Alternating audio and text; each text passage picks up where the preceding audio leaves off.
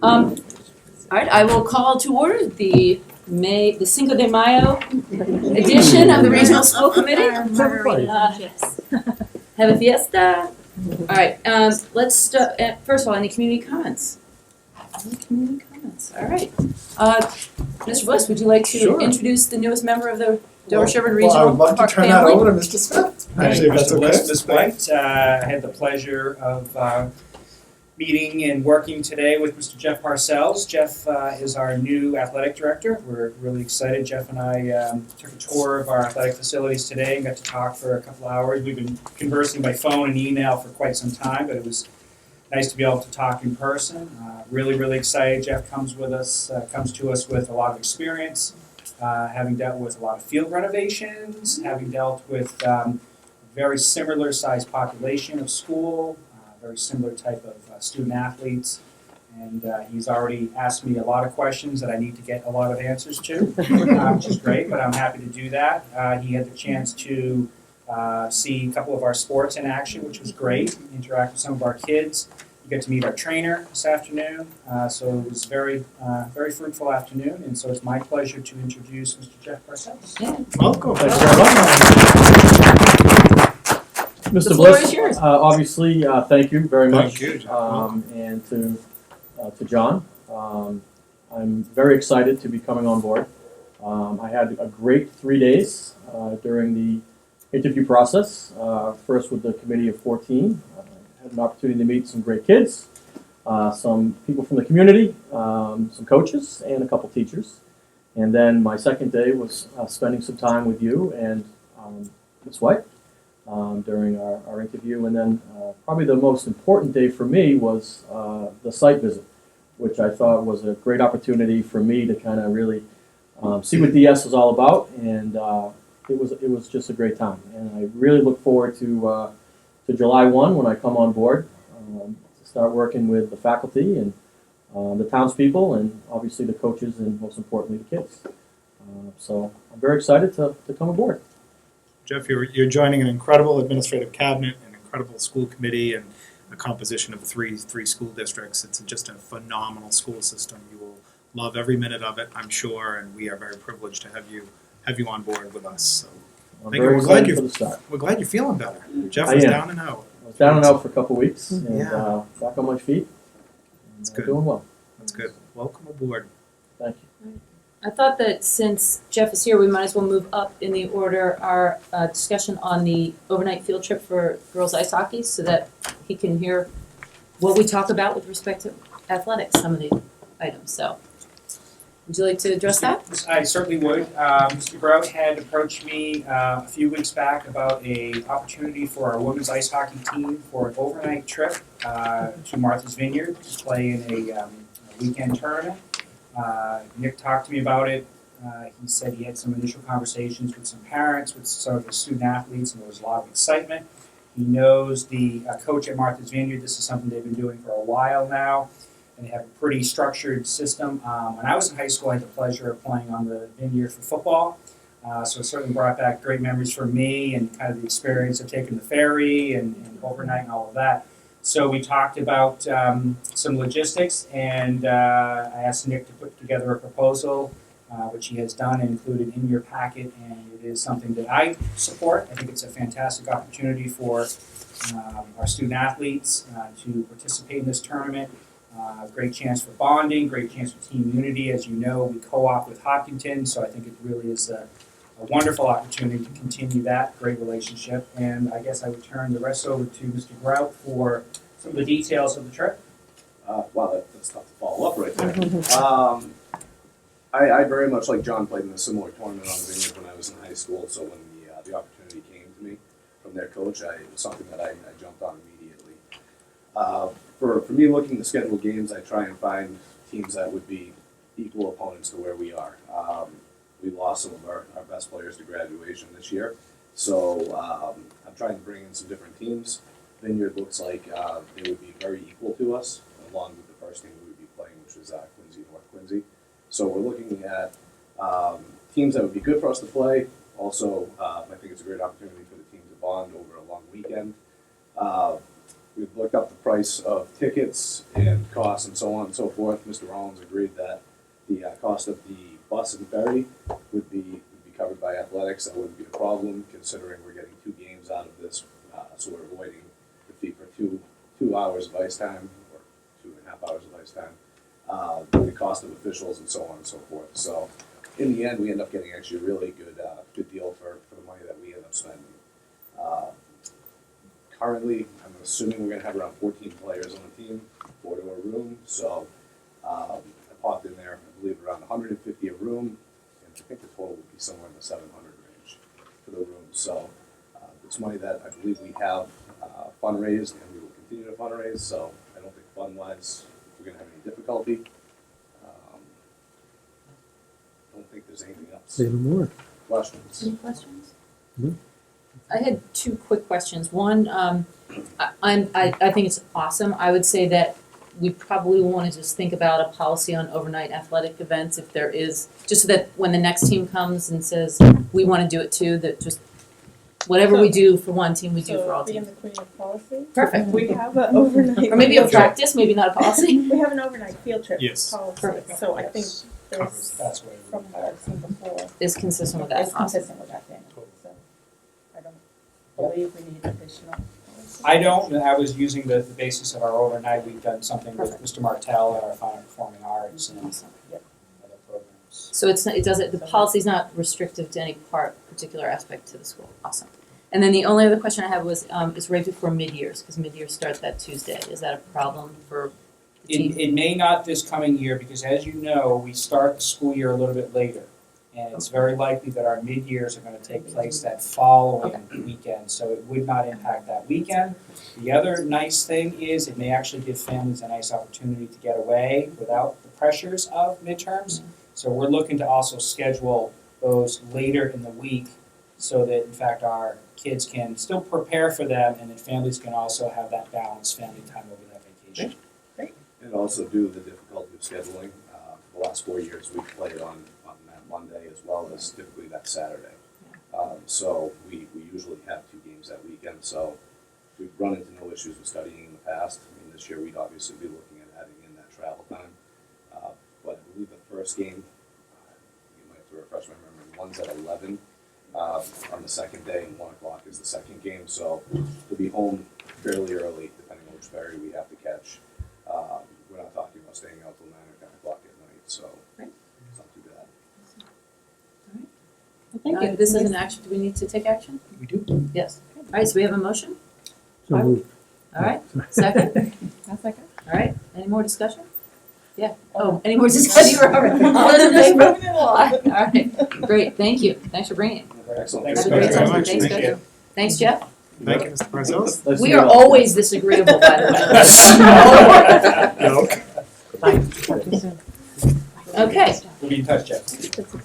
all right, so we'll now go backwards and come back to the state of the district. So since Jeb was here first, he gets to go first. All right, Mr. Schiff. Okay, just a few happenings at the middle school. So this past week, this past weekend, on Friday through Sunday, we had the middle school drama presentation productions, the one-act plays that were held at Mudge Auditorium.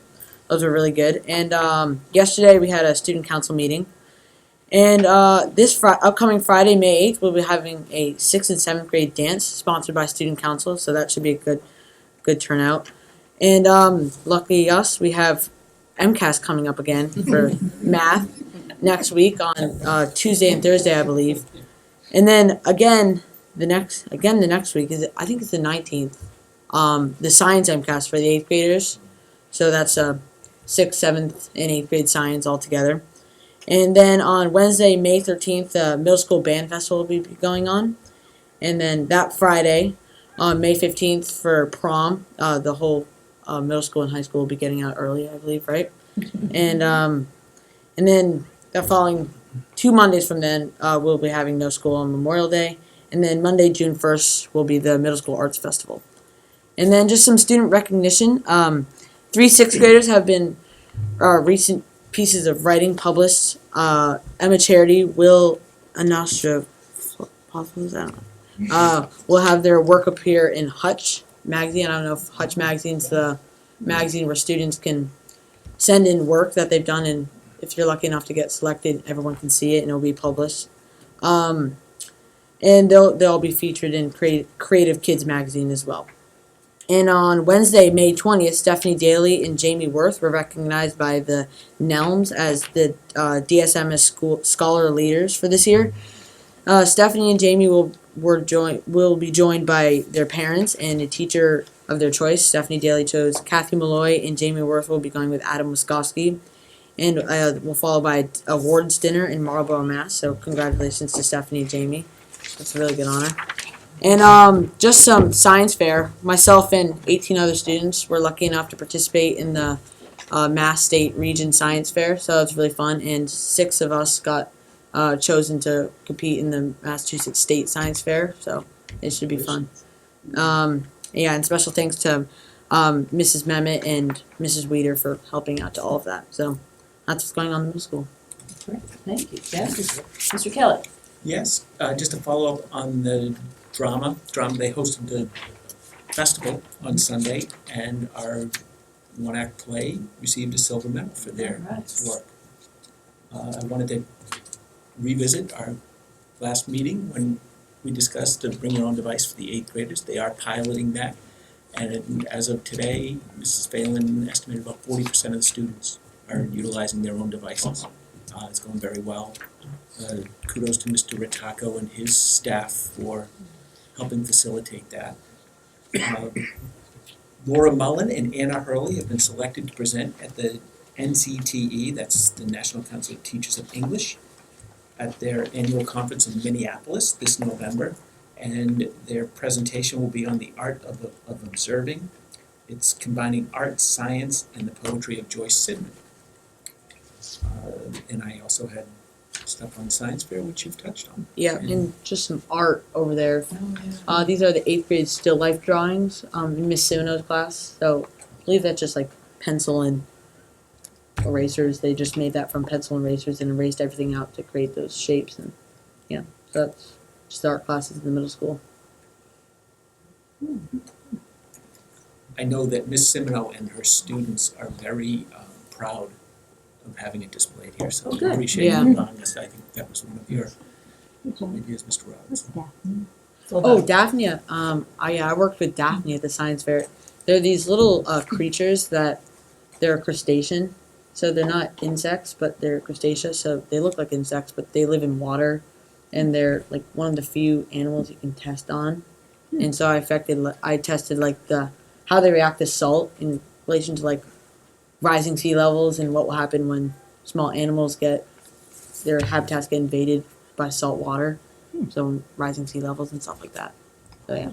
Yes. Very cool. So you have a question? I did, for Scott, I noticed, and we did talk about it at the joint meeting, the language-based teacher, is she currently here being replaced? She is with us through this Friday, I believe. And then we have And then we have someone a- filling in. we will have someone who will come in for the balance of the year, and we have a lead on a candidate for next year. Richard, do you have a question? No. Okay. Any other questions for Mr. Kelly or Jeff? All right, to the high school, Catherine. Oh, okay. Electronically updating. Yeah. 2018. A BYOD. Crazy, yeah. Well, I can touch upon that. That was one of my points.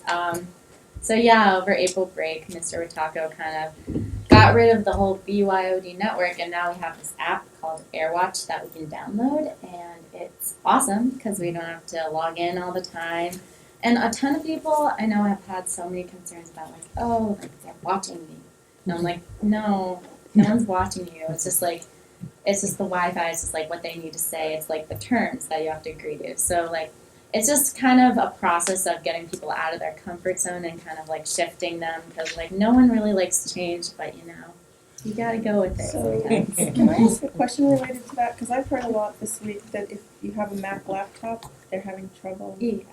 getting the Wi-Fi? Yeah, that was a problem, but I think Mr. Ritako sent an email out actually very Right, recently, and kind of. I know doing kids that. who tried that yesterday and It it still didn't didn't work. It still didn't work. Okay. So I'm not, I don't know the Yeah, logistics, that's I'm just just something, yeah. hearing certain Mac Air, Mac laptops. yeah, mine Anthony's didn't. process. I had the same is problem. not- You Yeah. did? Yeah, But I had you're- the same problem. And then it worked out for me. They I hooked think, it I up. think our Yeah. 8th graders had a similar, they had an issue, I don't know if it was the same issue, but I think they found a Yeah.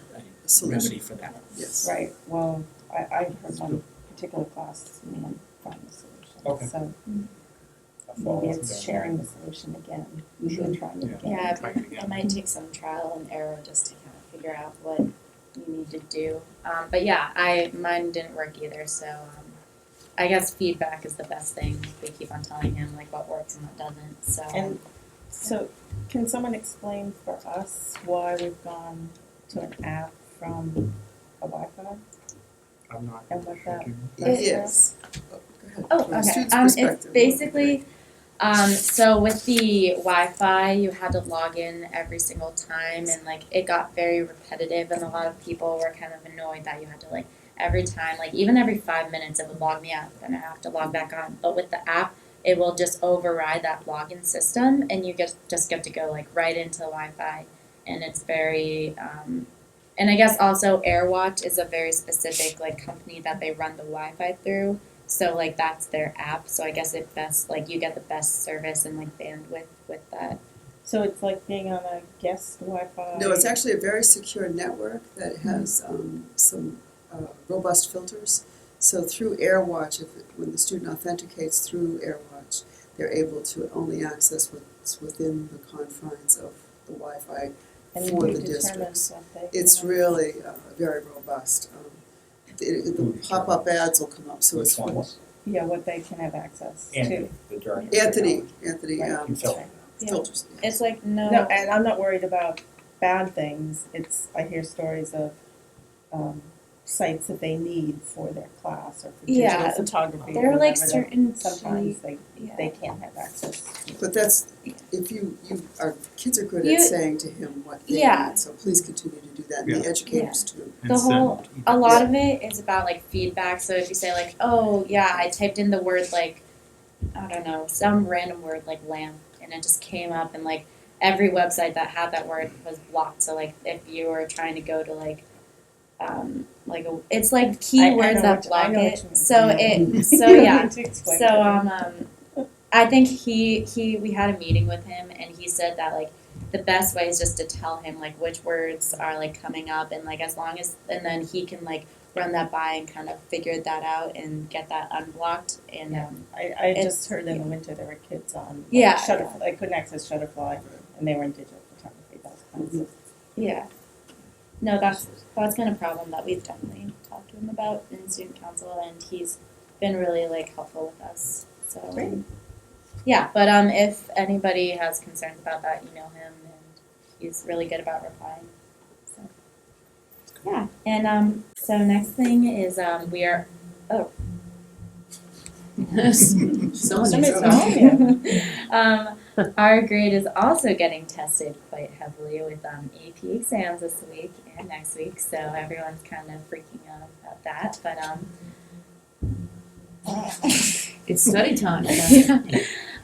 so yeah, AP exams and of course SATs in May were last weekend, and we have some coming up in June. I think most people take the subject test in June. So, and then seniors, I think decision day is somewhere in May, early May. Yeah, May 1st. So I think everyone's kind of decided on where they're gonna go for next year, I don't think so. or well, hopefully. There's still some movement. And I also, in last meeting, I didn't really get the chance to congratulate and mention Grease, the cast of Grease, and everyone who went to that. So that was really good, and I hope everyone saw it, and whoever could. Also, we have the Teacher Appreciation Assembly that Student Council is getting ready for. So there are quite a bit of teachers that we have to recognize this year, and so we're going to get that started. Also, we have last year we started a selfie contest, and I think we're going to continue that this year because kids had a lot of fun with it. And I think the last thing is obviously prom coming up next week. So that's Friday. It's at the Hyatt in Cambridge. Very exciting. And like Deb said, there's going to be a half day for everyone that day. And everyone's going to be there. And there's pre-prom here on the field, I think, at 5:30. Okay, yeah. So, yeah. And then spring sports too, because we're in a spring semester quarter. So, yeah, those are starting up. It's been good. Great, thanks. Mr. Smith? Yeah, thank you, Catherine. So the only other thing I just wanted to mention, it's in your packet, our 3 seniors came back safely from China, along with Lindsay Lee, our English teacher. Had an opportunity to talk to each of them individually. Trip of a lifetime, fantastic. They were just amazed at the opportunities that they had and what they saw. Their blogs I thought were outstanding, and a neat little feature this year that we were able to incorporate is they would send us pictures and we were able to put it on our TV monitor. So we really were kind of tracking their visit through photographs, which was really, really neat. And I think next year we're going to try to incorporate something that would involve actual video. So we're working on that. So they have their China banquet this coming week, this Thursday, from 6:30 to 8:30. Anybody from the community is welcome. It is catered by Szechuan from Framingham, and it's just a really nice opportunity for the kids to talk about their experiences, to talk about what it means to travel to a different and unique place in the world. It's an opportunity for the teachers to talk about the impact of that experience for them.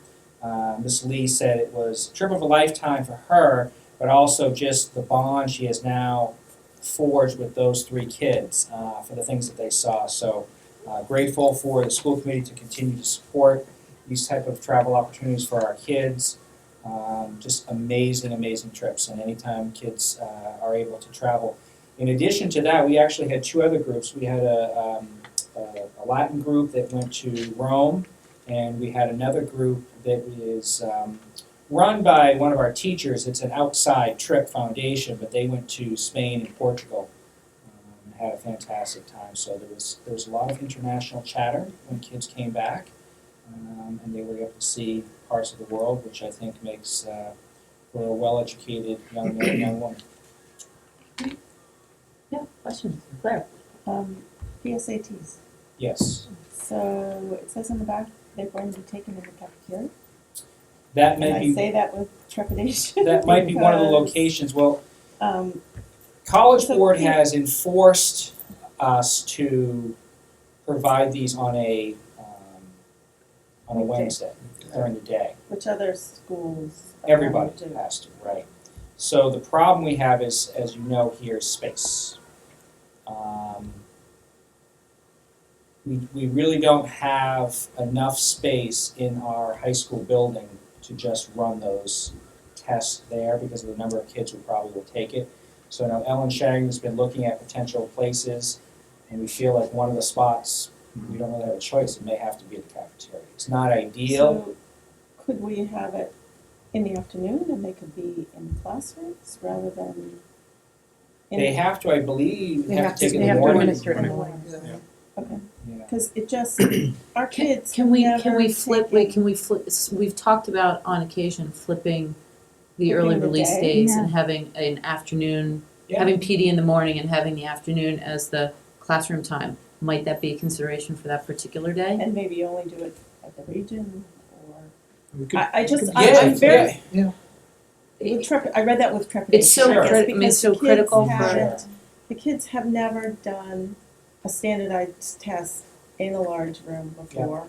Our kids usually do it only in the classroom. When you take SATs anywhere else, they're going to be Yep. in the classroom. And for the national merit kids, it's an important test, right?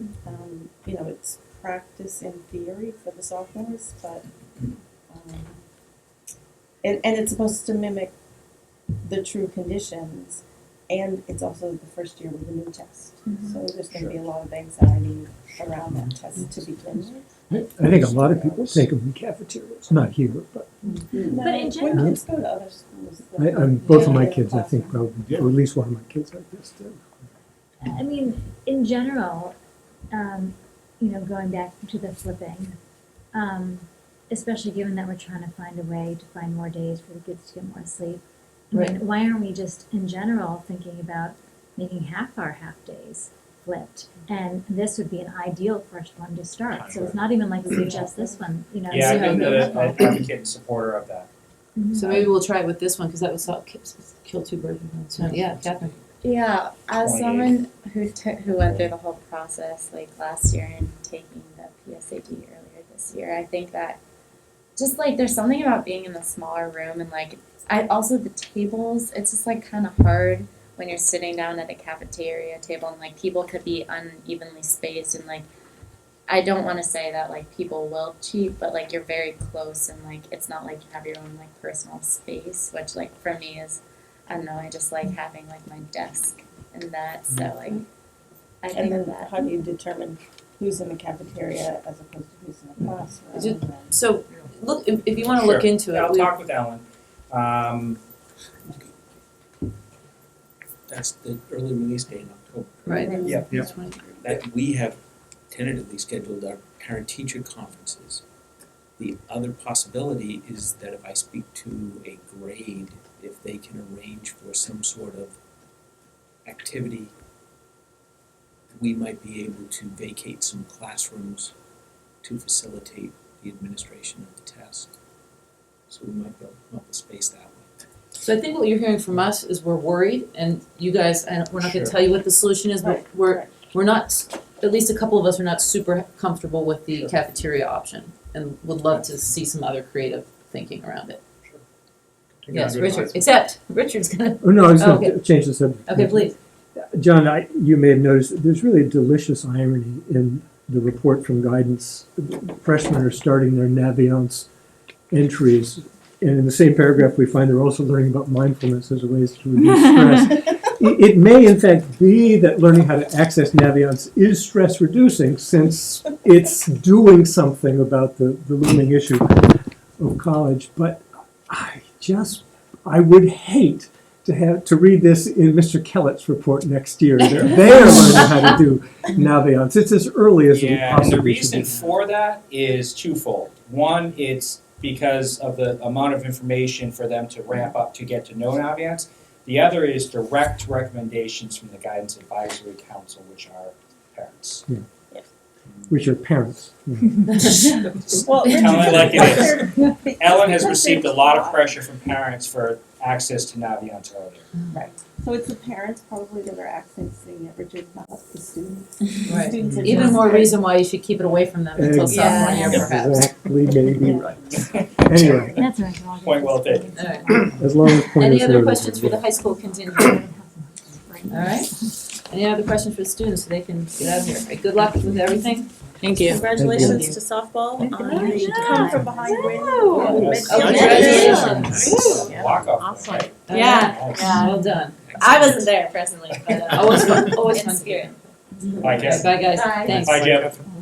Alright, moving on to the central office, Mr. Bliss. Sure, just very quickly, Chris Haig continues to improve. She was, as you know, in the car accident, she continues to show improvement. She's getting into some physical therapy. We hope to have her back by about May 20th. So we're in daily contact, several of us, on different things. So she's getting back into the email universe and getting back up and running. Just very quickly through the report, there are some information sessions coming up. One is actually already passed that I took out of the report. The first session on Park. These are public information sessions. If you want to avail yourself of any of those at all, that would be wonderful.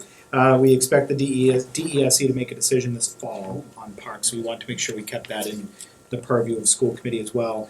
Also recognizing the NCTA award recipients, two folks represented from the region, one Marilyn Mahoney, who's an educational assistant from the middle school, and another student, Caroline Bodie. So we recognize them for being NCTA award recipients. Heidi Perkins, Assistant Business Manager, will attend the FEMA session on May 7th so that we're aware of what we're able to apply for in terms of reimbursement from the storms stemming from January 27th to 28th. We have some encouraging news, but still tentative, from the House Ways and Means budget. You have in your packet our revised spreadsheet, which is a little bit of a revised presentation from your April 7th packet.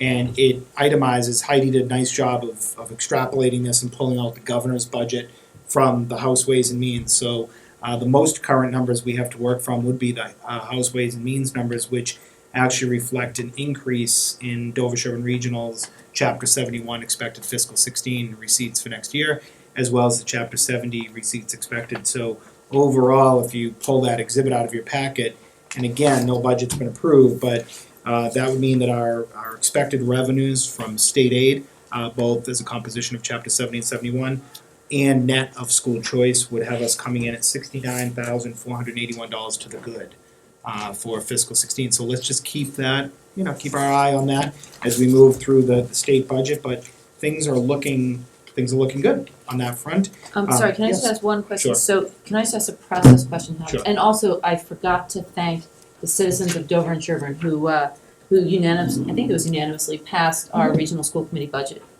last night in Dover and last week in Sherborn. So we're very thankful for that and appreciate all the citizen support. And I meant to say that up front. But so if this were to hold and it were to come up in $69,000 to the good, Yep. how does that process work? Because we've already approved the budgets. Yep. So that those receipts would flow in next year when we receive them. That becomes part of what we would hope would be a year-end surplus at the end of next year. Okay. Ultimately, that would roll into E&D, Which then helps us. which For the following next year's budget. Yep.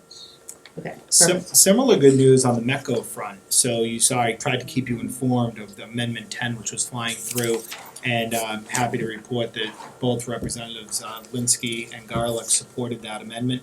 So the METCO budget looks like it will be increased next year by $1 million statewide. So that is very good news. That means that not only will we be restored, you remember we suffered an almost $15,000 mid-year reduction this year in the METCO budget. So That's really good. yeah, that's really pretty good news on the financial front there. So there's all kinds of, I tried to give you some background on these numbers and the ebb and flow there. Talked a little bit about METCO. Also, our team that looks at the Metro West Health Foundation survey data with Dow Johnson, Andrea Merritt, and Laura McGovern and others, they met, they had a recent meeting, so we'll find out from them what some of the changes are that they hope to enact based on the data. And I think it was Mr. Robinson who at the last meeting who said it would kind of be interesting to look at this data and see what changes, occur over time. Am I attributing that to you Yes, it correctly? was, Richard. I tend to give you credit. I'll take credit. It was a smart comment, so yeah. It was brilliant. So Mr. Smith and Ms. Shagnon, we met about that, and actually about an hour ago, Ms. Shagnon emailed us a doc to take a look at, which literally looks at 2010 as the benchmark data, 2012, 2014, by sort of standard, and looks at different programmatic changes we've made as a result of that data. So yeah, very helpful. Thank you, Mr. Robinson. Visionary you are. Yes, visionary. There's some information on food service included in your packet, and I would like to jump, if we can, to you have an exhibit in the packet that's a tech survey of area school districts and the school lunch prices. So Chris Tague wants that included in each school committee's packet for May for your consideration for a price school lunch increase to $3.50 for next year, and that came as a result of the tech For both survey. middle and high school. That came about as a result of the tech survey and the advocate report, which spoke to an underpriced lunch. Yes, Claire. So, but this doesn't really show that we're underpriced for lunch. No, No. it just means we can support We higher can support a prices higher price. without being outliers. Well, yeah, but Weston and Medfield and Holston and Needham are Mhm. a lot lower. Yes. When we discuss this, can we see the financial statement that we do for the Food service. food services, so we can see, do we have a Sure. money issue or not? Right, because it Yeah. wasn't As a- revenues up $23,000. Yeah, there was Yeah. included in here that revenue and participation are both up. And, So therefore, it seemed So- odd that you would come, that right, both of those things we've Right. presented, $23,000 So increased I'm revenues, just, and we want to raise if we more. could So we see can have all Chris the speak to information it next month. together, Sure. yeah, Yeah. next month, that's no problem. And somewhere, I think I read, or maybe dreamed, that part of the increase related to capital needs? Or there are capital needs in the kitchen? In the report, yeah, there's a, well, In Advocate there is. Advocate, there's a desire to do a major blowout of it. It was like in the fall wellness presentation. Yeah. Donna Moore came in, she was Yeah. talking about the increase in, we're trying to get healthier foods and it's more expensive. So That makes was total the- sense. So, does any of that somehow need to fall out of this discussion and go over to the capital committee? I think for sure, yeah, absolutely, some of the capital projects that they're contemplating for the kitchen, which have been long-standing and just sort of kicked down the road a little bit, those should go over to the capital committee. Right, I just, from Advocate, equipment, price, Right. usage, how do the three pieces all fit together? So, Yeah. I was sort of piggybacking on that. First of all, the total pricing column is actually not really relevant. It doesn't really matter how much, if you add up elementary, middle, and high, they add up to, because that's not really information that serves a purpose. Like maybe average pricing would help, but, so I would just cut that column because it's kind of distracting, particularly because it's bolded and it's sort of the least useful. But also on the point that we're right in line, if anything, on the higher end of the other schools, it would be useful not just to hear what Claire was just talking about, but how much does it cost on average to serve a school lunch? Is it costing us only $2 per school lunch? In which case, we really don't need to raise the price. Are they raising it because they want to add some infrastructure? Well, that's really a capital expenditure and shouldn't be folded into the school lunch prices. So, But if they wanna Or raise if it and have more healthy ingredients, Right, then that's that a might different be story. yeah, Right. absolutely. right. If you're talking, so Yeah. it's sort of like the, I don't know, I'm having a brain freeze on the economic terms. But essentially, if you're raising the price because your costs are going up, Correct. then yes, you need to Right. raise the price because then your cost per lunch is going to go up to the point where you have to raise the price if you're going to remain viable. If we're raising the price just because we think we can, or because we want to buy some new equipment, then that's a different story to me. Serve different foods. Or So we- we'll just yeah, have, so I think we maybe need to we'll even have understand where it's Janelle coming maybe come from. next month. Yeah, I or- think we just need to have a Yeah. better understanding where it's coming Why from. can we put her on the joint committee? Cause Sure. she might as well answer the same Right, question on all exactly. three committees, That's because great. it's relevant to everybody. But I agree with you, Carolyn, that the total price doesn't, unless you have one kid in each Yeah. school, Then you it's know how really, much- what's more relevant is how is our high school compared to the average of all the high schools? How does our Exactly. middle school compare to the Exactly. average of all the middle schools? Yes, So it really should be a, a median, a median an at the average, actually bottom. an average price. that you Um, then compare to, It should really be an average price per high school, per junior high, Correct. per elementary, that you can and compare. cut out this column. Exactly, They can do all kinds of work. exactly. Be great. Good question. There we go. Under staff recognition, we want to make sure we recognize Anna Hurley and Laura Mullen, as Mr. Keller did.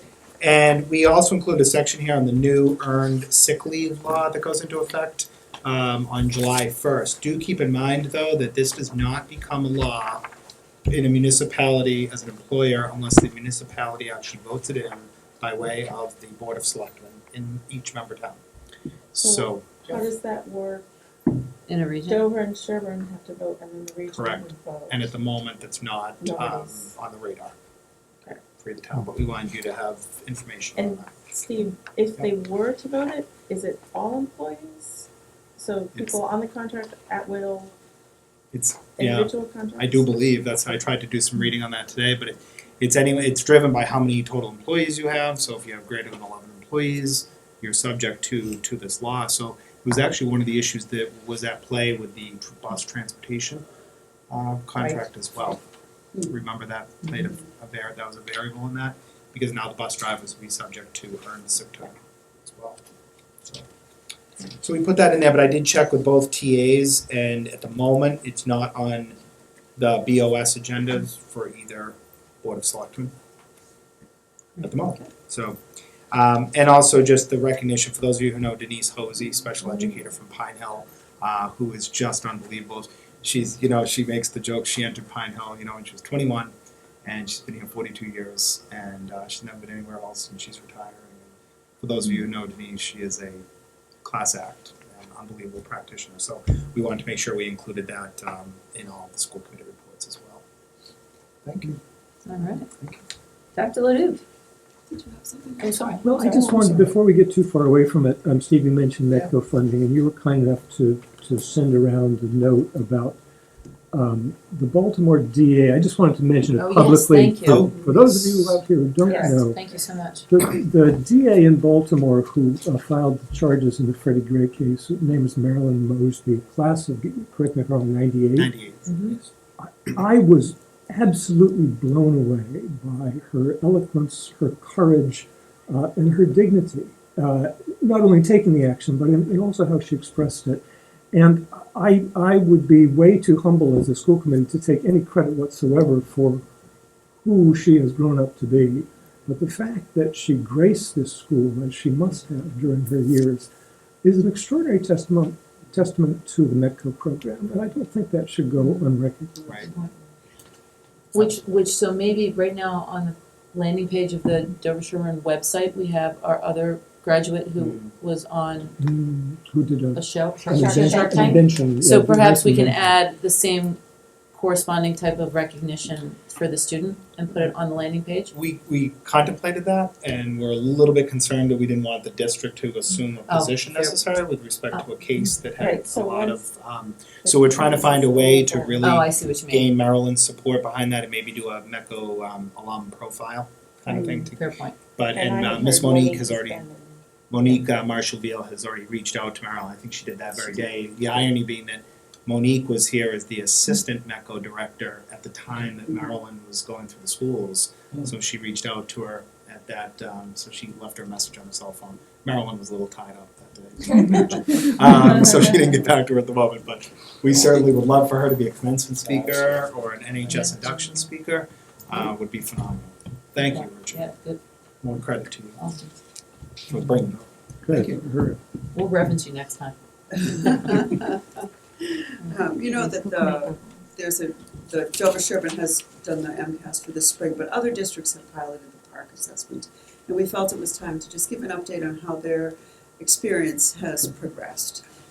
Several area districts, through Mr. Otaco and myself, have reported there were infrastructure issues the first day, some of the logging on. The Pearson test site, which is hosting the park, had some glitches, so students weren't able to get on. But the big takeaway from my conversations and Mr. Otako's was that it's just a different assessment, and kids are completing this assessment electronically in most districts, and that's just different. But the kids adapted. After that first day, they were fine and off and running. There were some glitches with how to import some of the equations in the math equation editor because students aren't really used to that. But other than that, things went well.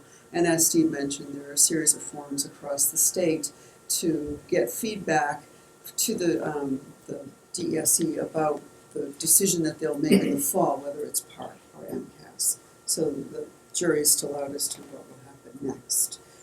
But I applaud personally Dover-Sherborn's decision to stick with MCAS. I do. I think it was the best way for us to get an assessment of our students' current progress, but also a way for us to keep kids from stressing about things that they don't need to be stressing about. And that's one thing I did hear, that kids were stressing about what does this assessment look like. So, segueing to wellness, our implementation subgroup met on April 27th. We're looking at guidelines in the area of nutrition, physical activity, social and emotional wellness. We're awaiting feedback from the policy subcommittee on the wellness policy that was put forward, and we'll continue to work on that. So those areas where we are going to look at what are the implementation guidelines and plans will be posted to the new DS website when it launches. So we'll have those completed before the end of the year. The full wellness committee I'm looking at meeting probably late May, early June as our final year meeting, which is when the whole committee comes together to talk about all of the disparate programs that happen in wellness. For educator evaluation, you know that the one component, again, I've mentioned here before, are the educator surveys. We piloted the tripod surveys, which is nationally normed with one educator per building. We were also chosen by the DESE to pilot the panorama surveys, and we had volunteers from across all 4 buildings. And we've gotten some feedback. We actually just received the results of the panorama surveys, so we'll determine the pros and cons of each survey and choose a tool for DS to use going forward. And that meeting happens next Wednesday, no, this Wednesday. Tomorrow. Tomorrow. Tomorrow, May 6th in the afternoon. So basically, this gets us towards a 360 review concept, right? So that those who are influenced by the person have input into their evaluation. Exactly. Great. Exactly. And then for professional development, the walkthroughs continue, and the planning for professional development with Mr. Keller and Mr. Smith is the next step. So we're looking at next year and what's going to happen for professional development in both of those venues. And Mr. Keller's looking at close reading and the continued work on language-based strategies, and Mr. Smith is looking at the challenge, success, and then the completion of the UBD units. It's a great conversation because we see all of these things in action when we do our walkthroughs. We talk about the teaching and learning, we talk about the instructional strategies, the assessment strategies, and it's a way for us to see what's in action, see what needs to happen next to support the educators in the classroom and eventually the students. So that's a great way for us to get that. And then the last thing, Chris Leskow, our ELL coordinator, teacher extraordinaire, my words, and I attended a DESE-sponsored low incidence ELL meeting recently. And there's more work to do for writing the curriculum units, and I have to applaud the efforts of DS in writing the UBD units initially, because Chris now has to write these, I can't remember what they're called, excuse me. Expansion. Thank you, expansion documents that will assist the educators in implementing the curriculum with ELL students, but it also assists with implementing it with students who struggle with the content. So she's going to get some summer workshop time, and we're working collaboratively. I'll meet with all the curriculum leaders and department heads to discuss these changes, and also to review the progress on the district determined measures, which I've talked about here too. On the topic, thank you, Karen. On that topic of ELL, so in our school system, we have Chris Leskow, who years ago was an EA at Pine Hill, which is very well regarded, and she held the requisite certifications, and she's an amazing educator. She moved into the ELL teacher role, and it is not so much that we've had a vast number influx of students, but the students that have come into the school system of late are really at the beginning level of English proficiency. I cite as a case, a couple cases recently at the region and another case in particular, Pine Hill, where the students are absolutely not English speaking, not a word, and are landing on the doorstep and are just finding themselves in classrooms. And students at that level really require 3 hours, up to 3 hours of a school day of sheltered English instruction. And as a result, we are really, and all we have, you know, in the low 20s, I think, of ELL students system-wide. We have one teacher for 4 school buildings, and some of those kids require 3 hours a day and we're not meeting at all. We do have a couple of tutors, and if you go into your budget, you'll see a couple tutor lines. But those folks really require a lot of daily, weekly lesson planning with Chris, because they're essentially working under Chris's license, and so they require and we'll have more information next month, but what we've been chatting about as a central office cabinet is the idea of going to our 3 school committees to ask for, it's a late request, but to ask for a half-time teaching position for next year, given that our budgets are all landing okay in all 3 districts for next year, to help the situation out. We couldn't have known this a few months ago, but it's literally one of the little kiddos, 2nd grade, Pine Hill, boom, in the classroom requires 3 hours of service. Some of these things are moving targets. So we mentioned it to the chairs the other day. I wanted to bring it up in open meeting that we may ask for half a teaching position that would be, shared between the 3 districts. Pretty low dollar impact, but huge programmatic impact, and it's doing what's best for kids. So we'll have more on that, but I wanted to plant the seed for sure. I mean, I don't know how Chris does what she does. And Chris is with me at this DESE meeting and really is torn because she needs to be at Pine Hill with this new student. Yeah.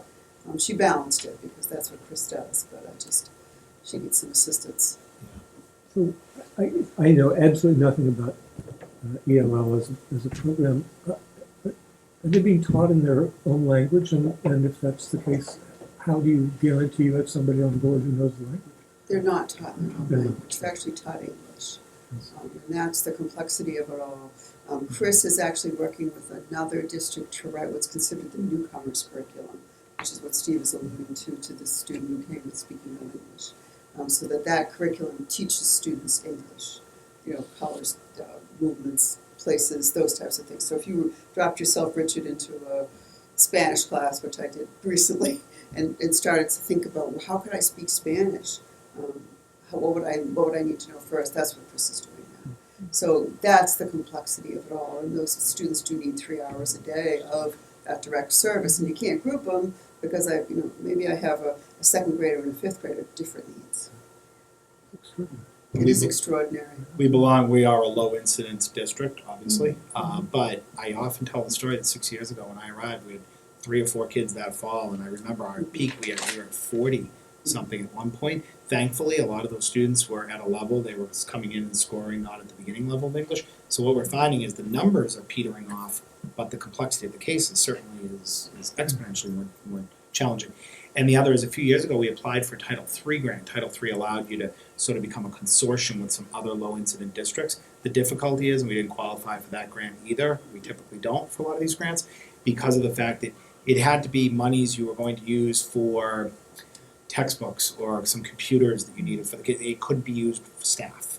So it was sort of, and it was a ton of work. So we abandoned that a few years ago and said, for what? I mean, it just wasn't so. It's also understanding the complexity of when a student who does not speak English enters the high school. Because it's high stakes. They must pass MCAS. They must access the curriculum. They have to pass the requirements to graduate. There's 5 educators plus the specialists. Equally as difficult as at the middle school, but there's a little more latitude for some different programming, but at the high school, and that's where we need Chris's expertise, is working at the high school. Every educator who has an ELL student must become sheltered English instruction endorsed. All the administrators have taken the retail class.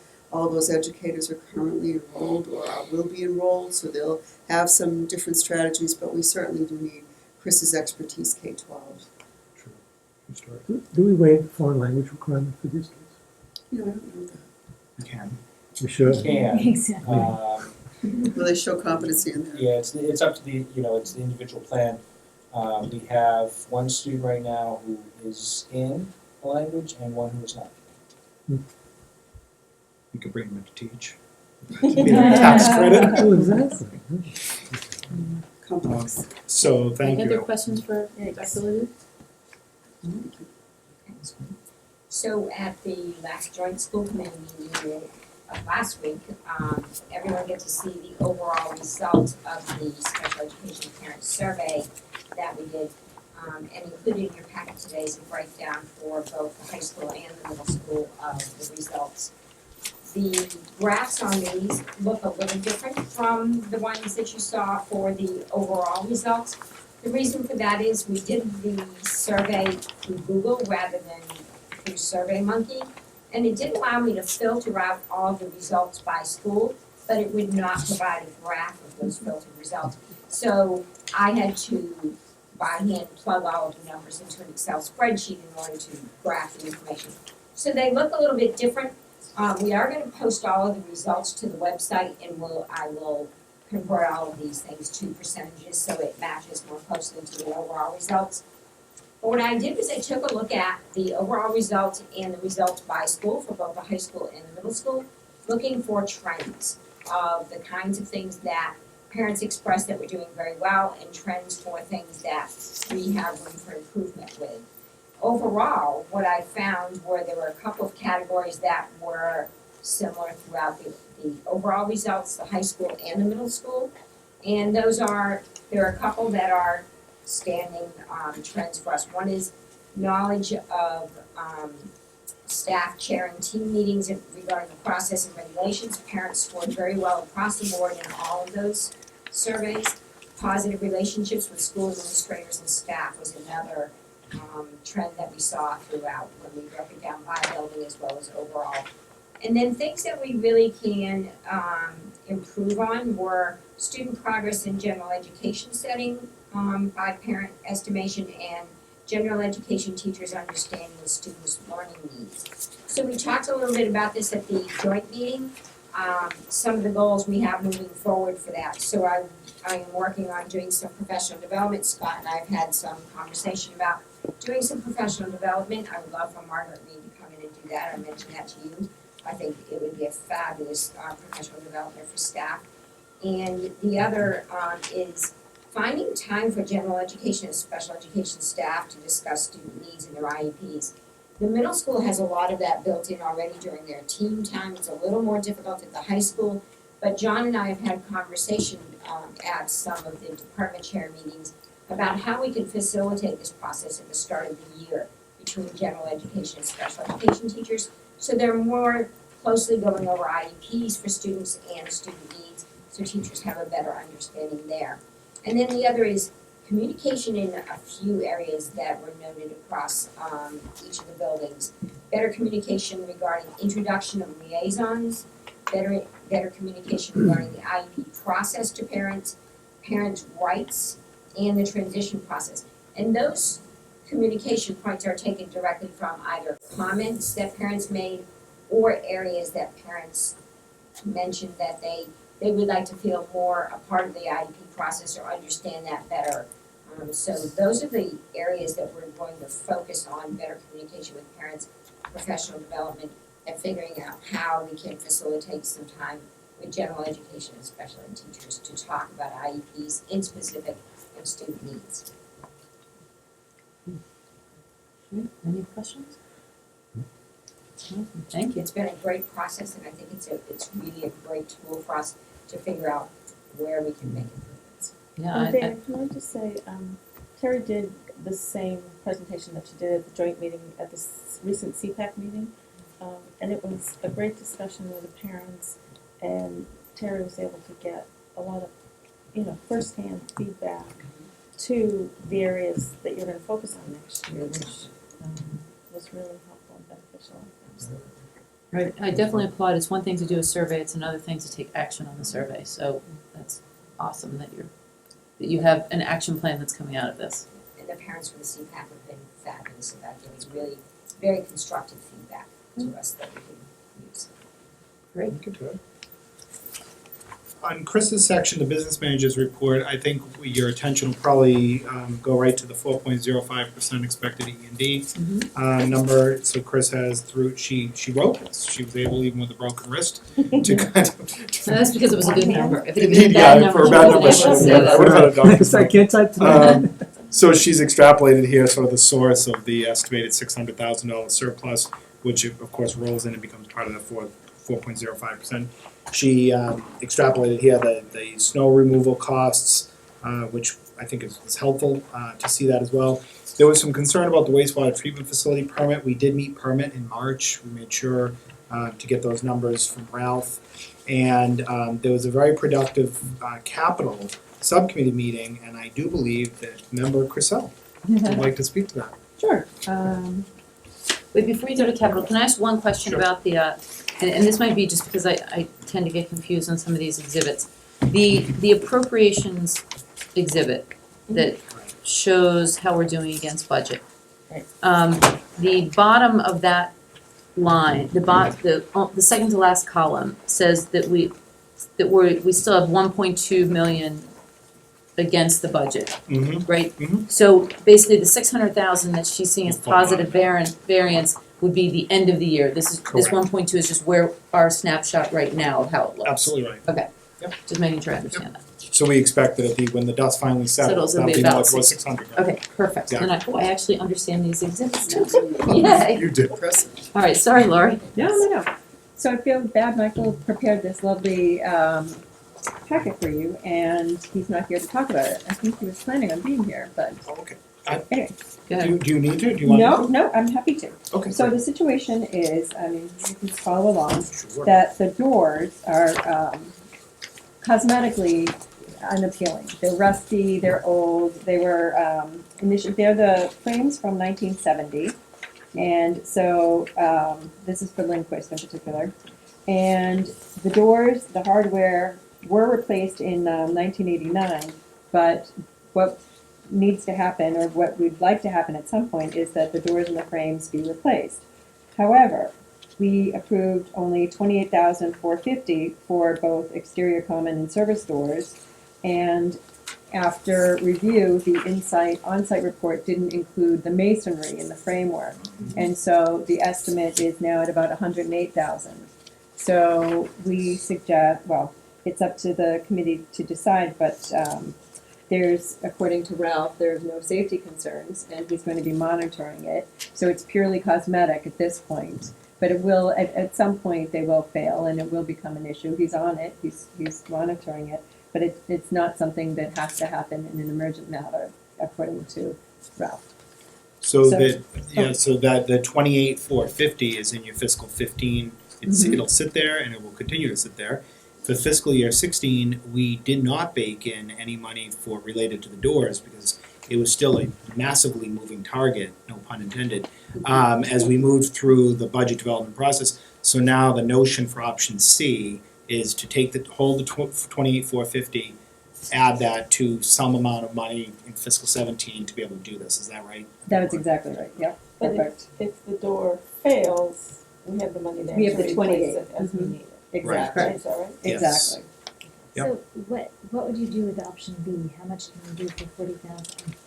It would just be 9 doors as opposed to the full 20. So it's it's lesser, it's not, Okay, but you it's wouldn't just like less- partially replace each door? You would No. just- Okay. It's a fewer number, it's a Okay. fewer number, Yeah. just not the whole Okay. thing, in which you would not have a cost savings if they're all in at one time doing it, it would be Got it. more efficient. So, And yeah, this, option B wasn't a recommendation. and the cover page here that Lori and Ralph and Michael worked on, this page here, this becomes a very common document for folks to look at. So if you look at the fiscal 16 column, that 358, with my finger, the 358 is exactly what we just took to town meeting, exactly what was approved. Fiscal 17 gives you the snapshot of what the committee is, sort of benchmarking as a look forward kind of thing. So you can see sort of the general uptick for next year in terms of capital requests. I think, Lori. Actually, it's in our Questions? no, actually it's lower. What's in the packet is, That would, you have to add So all what these. happened that, this, I'm this, just and that. confused about why, who was it that Oh, told I us see, we 'cause of could the just do research the doors and requirements. not the other stuff? No one said that they could just do the doors. You're talking So about Well, initially, it was why did we inside in- on-site. That So- was the, So in that report, it just said the doors need replacing. Right. They weren't really investigating, okay, the Exactly. door sits in a frame that's in the And masonry. that's in the masonry. Right, exactly. Okay. So it's not like a wood door that you would get and put in your house with wood So you- construction. So, Contingency became more than the price of your door. Yeah. So this was a mistake. I mean, a Yeah. mistake in It the was. report. I mean, somebody should have Yeah. said, oh yeah, if you're gonna do these, you're gonna need to replace the, or you should kind replace of, There were a couple of things, actually, the price per square foot on carpet as we moved through the last few years of these reports in our different campuses, the price of carpet has also been something that was understated pretty significantly. Because they looked at sort of the rollout carpet and what we've gone to, which you can understand this, we go more to the carpet squares now. But even that, even for just the straight rollout carpet, we've noticed was really off from the onsite insight report. I think we noticed that even in Chickering a little bit when we did the offices, Brooks, I think at the Chickering a couple of years ago, same thing. Yes. like a shark smelling blood. Now, here I am saying, well, should we be then asking on site, I mean, does this rise to the level of asking them to review some of the figures that we haven't yet encountered? Or is this, are we talking about, a 2 or 3% variance that really is there were a not few, something I we think have? what I don't have the exact list, but I think what they had estimated versus what we've discovered has not been dramatically different, other than a few of the line items have been way off. I think that it's certainly conceivable that we would want to update the onsite insight report at some point. But also I think as part of the capital process, every time they narrow down the list of projects, they do a sanity check on them, not to the level of getting bids, which is why they've, I think, put in some contingencies in the fiscal 16s that were just. But I'm thinking, yes, first of all, the year-by-year process obviously important so that you figure out how you're going to afford what it is you're actually going to do, and that's great. I was actually talking about asking the company to say, you made a couple mistakes here. Would you please take another look with that in mind and make sure that you haven't built in a couple more mistakes, out a few years? Well, they use pricing at the time they did their report. It's not necessarily that they. Maybe. Well, no, this was a mistake, because it's not the Well, this pricing that's particular wrong, one it's was. that they didn't It's an understand omission. the scope of the Right. project. Right. But the carpets being off is not their fault if carpet prices have risen Or we chose to use. dramatically higher Okay. than their estimate. The shark will But it's swim away. more That's fine. We are coming up on a phase though where we will want to do a revisit on the on-site insert reports across the 3 campuses, so that's worth noting, it's just to bring it to their attention Yeah. to say, are there other things that could be outliers? I mean, I think they've done us a terrific service in creating these reports, because obviously they have formed the basis for an awful lot of productive discussion among the towns, and there's no reason to imagine that relationship should change. But on the other hand, if you make mistakes, you ought to So be to willing Richard's to. point, is it even just a worth a conversation with them to say, they've done these reports for other people, I'm sure. Yeah. So in the last 2 years, have you noticed anything that's changed? Could you just highlight those for us? Right. So That's true. we investigate. It probably merits, as the business office changes over, to transfer that relationship anyway, and that might be a perfect Yep. opportunity to have that discussion. Thank you. This was a lot of work, Lori, thank you. Do we need a decision? Do we need, No. I don't think so, Not no, if you're not, that's just sort of what will happen if you don't. Right. take it. Right, it's for your information. exactly. Is that on the business, because I have one more comment slash Yeah, question. what is it? I was just looking at the page, the additional exhibit that was our general revenue estimates of where we are year to date, and then et cetera. And I just, it's kind of my pet issue about how our athletic fees and our expenses aren't matched. And so I just wanted to, if revenues were to stay lower because there were less athletes or what have you, since athletic fees are at least pegged at $23,000 less, that I would expect us not to spend out the athletic expense budget if revenues are also down, which would mean No. or maybe We don't. not, I don't know.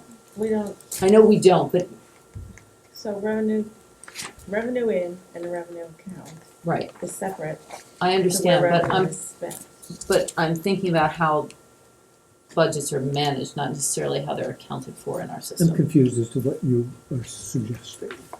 I guess I'm just suggesting, if revenues are down because we have less athletes, do we have a commensurate, the question I'm asking is, do we have a commensurate How does that lessening of fall out? expenses? How does it fall out in Correct. the budget?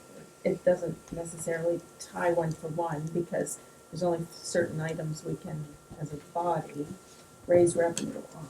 That's one of them. We could use that money to pay for building costs, whatever, it doesn't have Yeah. to be. But that wasn't my Are point, you my, talking about I adjusting mean, I think the FY problem is, Nope. 16 or something? I think the problem is a lot of the athletic costs are more fixed costs. that's So all I'm it's asking probably is the not- question. Yeah. All I'm So I asking, think, right, yeah, that's the question. It's like, how much of our athletic budget are fixed costs, like staff, that it doesn't matter if there are 20 fewer kids, you're Correct. still paying the salary the same amount. And that's what we Right. don't know, is how much of that budget is fixed versus variable. right, So when, that's a business manager question, I think. Right. right, and as we change with the new athletic director, I think there'll Correct. be a heightened attention to the athletic budget, but when you raise that, I immediately go to the appropriations page Correct. and say, Well, okay, where are we're we 100 floating, right? Right. So we're coming in 102 to the good? correct, Right, so you'd expect a correlative relationship between exactly, revenue and that's all I was expenses. saying, is that I would expect that not to go to zero if we're also down on revenue. Or even Unless worse, to have that be deficit spending. for Right, some reason. unless everything is fixed cost and there is no correlation between Right, decreased revenue. Right. Which is fine, and that's all, I was just raising it. And that revenue is only raised because that's something we can charge a fee on. Correct. It's not really, Steve, the 102 to the good you're talking about there is after the encumbrances. Does that Right. really Yes. get us through the end of the year? No, it doesn't. Okay. No, it doesn't, but We I won't mean, expect- when we look at the delta, so we're saying our revenue's off by 23K, something in that ballpark, safe to say we'll probably be 20 to the good on the expense side Well, as that's what I, Maybe, that's what I maybe mean, I'm not. trying to I figure don't out know. how to Right. interpret that 102, is That's that all. money that just the bills haven't come in yet, or just to the some bills? extent. Well, or referees that haven't been paid for the spring season, that kind of season. Right. Okay. We'll watch. The only other thing from the central office report, and this does not need to go into executive session for this particular topic because you actually already approved a budget, and the budget had, as part of the budget, an increase that relates to the administrators in the school system. So globally, this isn't to say any particular person's contract, that there was a 2% increase that was in the budget and discussed, and there's a talking point around it. You approved a budget, so it's actually not even an action item on your agenda, but I just wanted to make the school committees aware that because to the extent that that was part of the budgets that were approved, and that was part and parcel of it, and budgets that have now been approved by the towns, that 2% increase will ripple through to the administrators' contracts for fiscal year 16. And how does that work? So some years, there will be a some universal years 2% application for the universal fiscal year 16, that's right. And that will ripple right through onto the contracts that come out, or the reappointment letters that come out for the administrators. So we grappled with whether it's not specific to a particular person, doesn't need to go into executive session for that. Right. So that was actually why we had it as a placeholder, but the more that we chatted with the chairs, it was not necessary for that, so. right, in the past when we've done that, we've just discussed it in open session. Any questions on it? All right. Excellent. I think we covered central office. Yep. Perfect. Thank you. All right. Handbooks. Yay. Gentlemen. Did you guys arm wrestle for who's going first? It doesn't matter. I certainly can tackle the high school one. So Ms. Keegan is also here, assistant headmaster, and Ann and I worked on this document and did a lot of the documentation as it pertained to a lot of the legal counsel recommendations. So when you look in your recommended changes and proposals, you can see that a lot of it is related to legal counsel, disciplinary code, because a lot of those have changed, specific language around procedure, specific language around timeframes, process, and all of that. And really, I would just draw your attention to some specifics that we had, and certainly, Ann, I can have you chime in as well. Sure. One of the pieces, if you go to the second page of the handout, this is proposed changes to the DSHS 2015-2016 Student Parent Handbook. It is in your packet.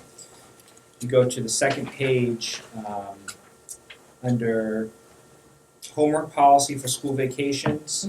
We wanted to, our current policy talks about some specifics around school vacations and no homework over Thanksgiving, December, February, and April breaks, except in advanced placement courses. We want that changed to be no homework shall be assigned over Thanksgiving break in any courses. So in the spirit of child success and what we were calling our reconnection weekend, we want it to be applicable for all of our courses, including advanced placement courses.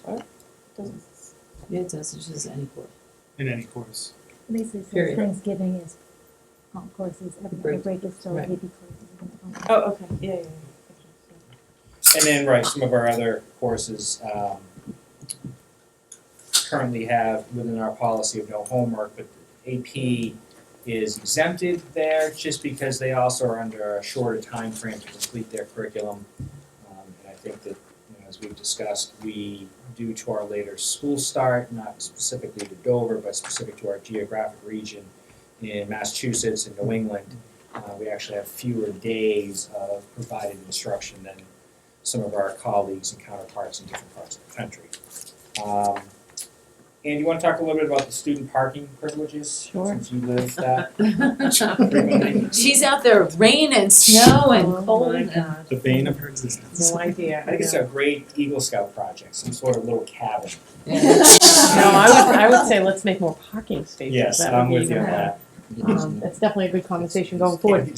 So I think the really just what I put in there, what I would like to put in there is sort of the explanation of the lottery, just in the name of transparency and so that everyone knows, because we have to, people go to look for it and we have to explain it over the phone, and I think it really spells it out for folks. So I think that's why we wanted to put it in there. So it really just talks about the lottery, how it works, when the dates are, really the specifics. And we've run it this way this year, and so it's just really putting it in the handbook for people to see it, understand it, and know it.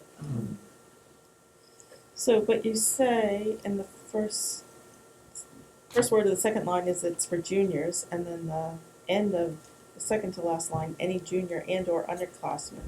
Right. So it should. You're right. I was going to ask you about sophomores So because that's some of the sophomores are starting to drive. Yes. Oh, there's a lot of them. No, it should be underclassmen. Yeah, I think it should. Yeah. We have to add So the underclassmen. lottery to is that. for junior. At the beginning of the year, it's really just juniors. But you're right. Once February, March rolls around, we do see the underclassmen. So you Yeah, should- but yeah. so say my mother held me back and I'm eligible to drive in November as a sophomore. Are you in the lottery? Are you in the lottery or not? Yes, you are. Well, but you say the lottery will be held for juniors. Right. She's so saying we it need should to be add that. and underclassmen. And Right. underclassmen. Correct. Because that was the question asked at PTO last week. But Yeah, I've had students come in and ask that. Did it change policy? I don't recall having any discussion about underclassmen driving. It's not something. I guess I'm surprised. I'd have to go back to the actual policy that's on student drivers. Claire? Let's go to the policy. let's go find it. Ours isn't searchable. I don't mean to put you on the spot for right now. I'm surprised. Yeah, Surprised that at what? is- I'm surprised. I certainly. It was a privilege for seniors. It was a privilege extended to juniors. I never remember discussion that it would be extended to sophomores. Yeah. I don't think we have. We can look it up. I'm not Do sure your how I feel lottery- about that. Lottery's oversubscribed. The lottery actually exists because people are excluded. Correct. And if you excluded the underclassmen, would it still be oversubscribed? Yes. So, I mean, should we fill Right, it all? so- So it sounds like the lottery should be first seniors, then juniors, and then if there's anything left over, you would go to sophomores, but And so not that until was, then. that was at the recent PTO meeting, Mhm. someone raised, I don't know if you were there, John, someone raised that question. Are sophomores in the lottery? And we've allowed sophomores them are this year. winning in the lottery before juniors, and is that, is that how our system works? I'm not saying is that fair? I guess what's, Fair. and I guess what's difficult is they are of driving age. Mhm. So, but I mean, we certainly as a But school It's a district can, privilege. yeah, I would say it is for seniors too. But Mm-hmm. I think that there's a general expectation in the community that seniors can park, and should park. So I would argue that that's even a privilege for them. Right, but I Just think there's like- nothing wrong with saying, there is a hierarchy based on, whether you're senior, junior, sophomore, or freshman. Yeah, I There's don't have a plenty of problem with things it. where We seniors will get still privileges have and an others don't. issue of oversubscription, Oh, yeah. even with juniors, just doing juniors. And I think I would just say, don't. I would- But Let's theoretically, head a out to sophomore juniors. could get a spot over a junior Yeah. the way this would Oh, be. it happened. Oh, right now. Right Yeah. tomorrow morning. Yeah. And Sophomore. there's a lot of unhappiness out there about that. Yeah, there'll still be juniors who don't get it. I think if we do that. I guess one of the things that we take Are into you advocating consideration, for The issue to me, the lottery, you can make this very well, but the issue is whether sophomores should be driving to school. I have not considered that until this very moment. I didn't know it was happening, and I'm not sure Well, some sophomores might actually drive because it's valuable to their families. right, I don't think we can make a judgment call on that. But we could still choose to if we wanted to. But you guys can always make that judgment call and give a pass if We do. someone works. right. I That's mean, we what I have would- something that's a special family Yeah. situation now, we have to take into consideration because I want this child to be able to get to school and to be able to participate in athletics and their other, criteria. It's hard. I've sort of come I have this like relationship with this parking lot because I feel bad because we're not a community where students can take their bikes to school, right? Like, we don't have sidewalks. We're a rural community in a lot of ways. We have families that live very far away from the school. So at first I was like, well, we offer buses, so I sort of go there. But, I have so many parents, and, we're not in the business of just saying no and we're not listening. So we listen, and the stories are, they're real stories. They're parents who work, they're students who have,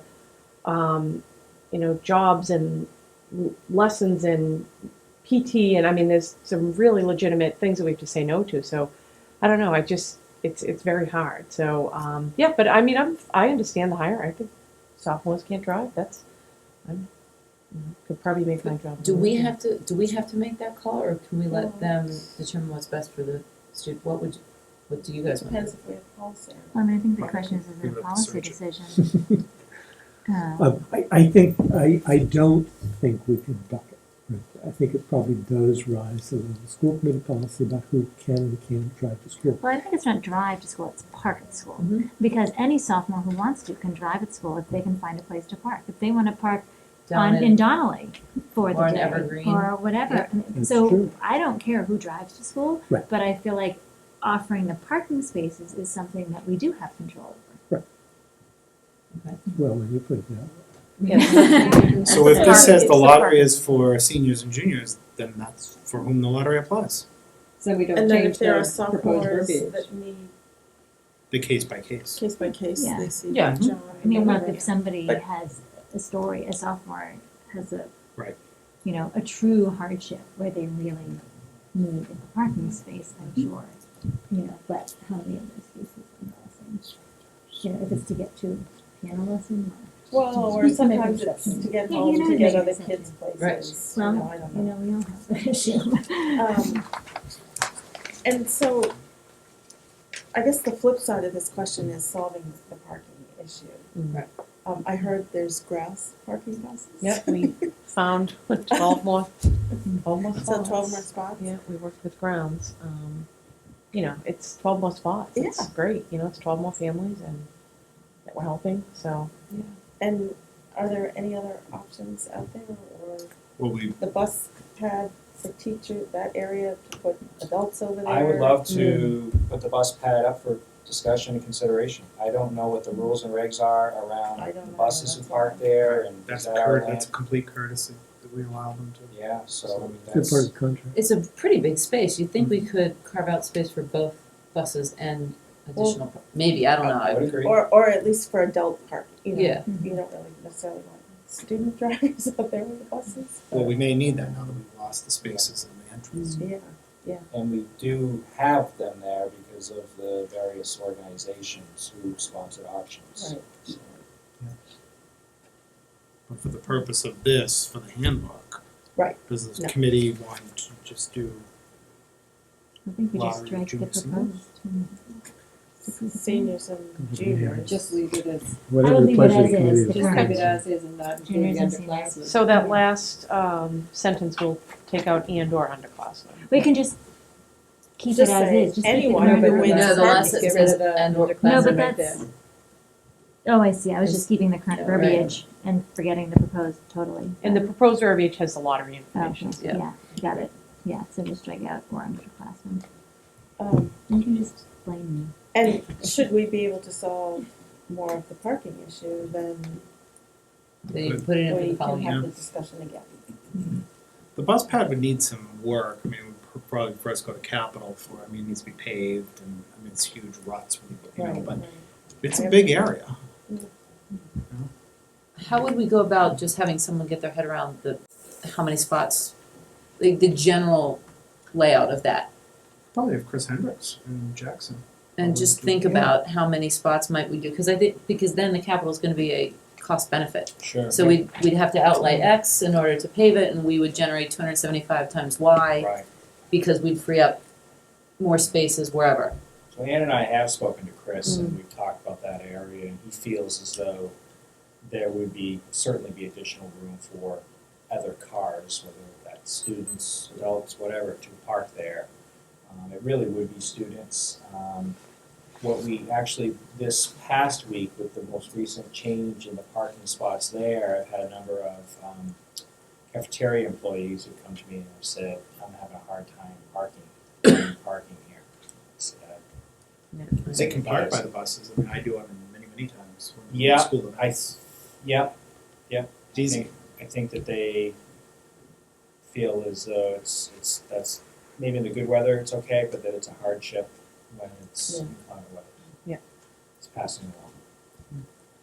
Well, Chris has inspected out, like, I think he can get 24. Yeah, he could give us 32 something or- specific. That would be Okay. great. Yeah, we talked about maybe painting, spray painting spaces up there, so whoever parks up there would know where to park. Yep. Because I just have a little bit of a fear of cars being up there, buses not getting in, they do their turnaround, so. Sure. Yeah. I think that'd be really. It is interesting because we've had a few bus drivers when we've had to for a big day or a big event where, say it's a PTO day and it's also been a guest speaker.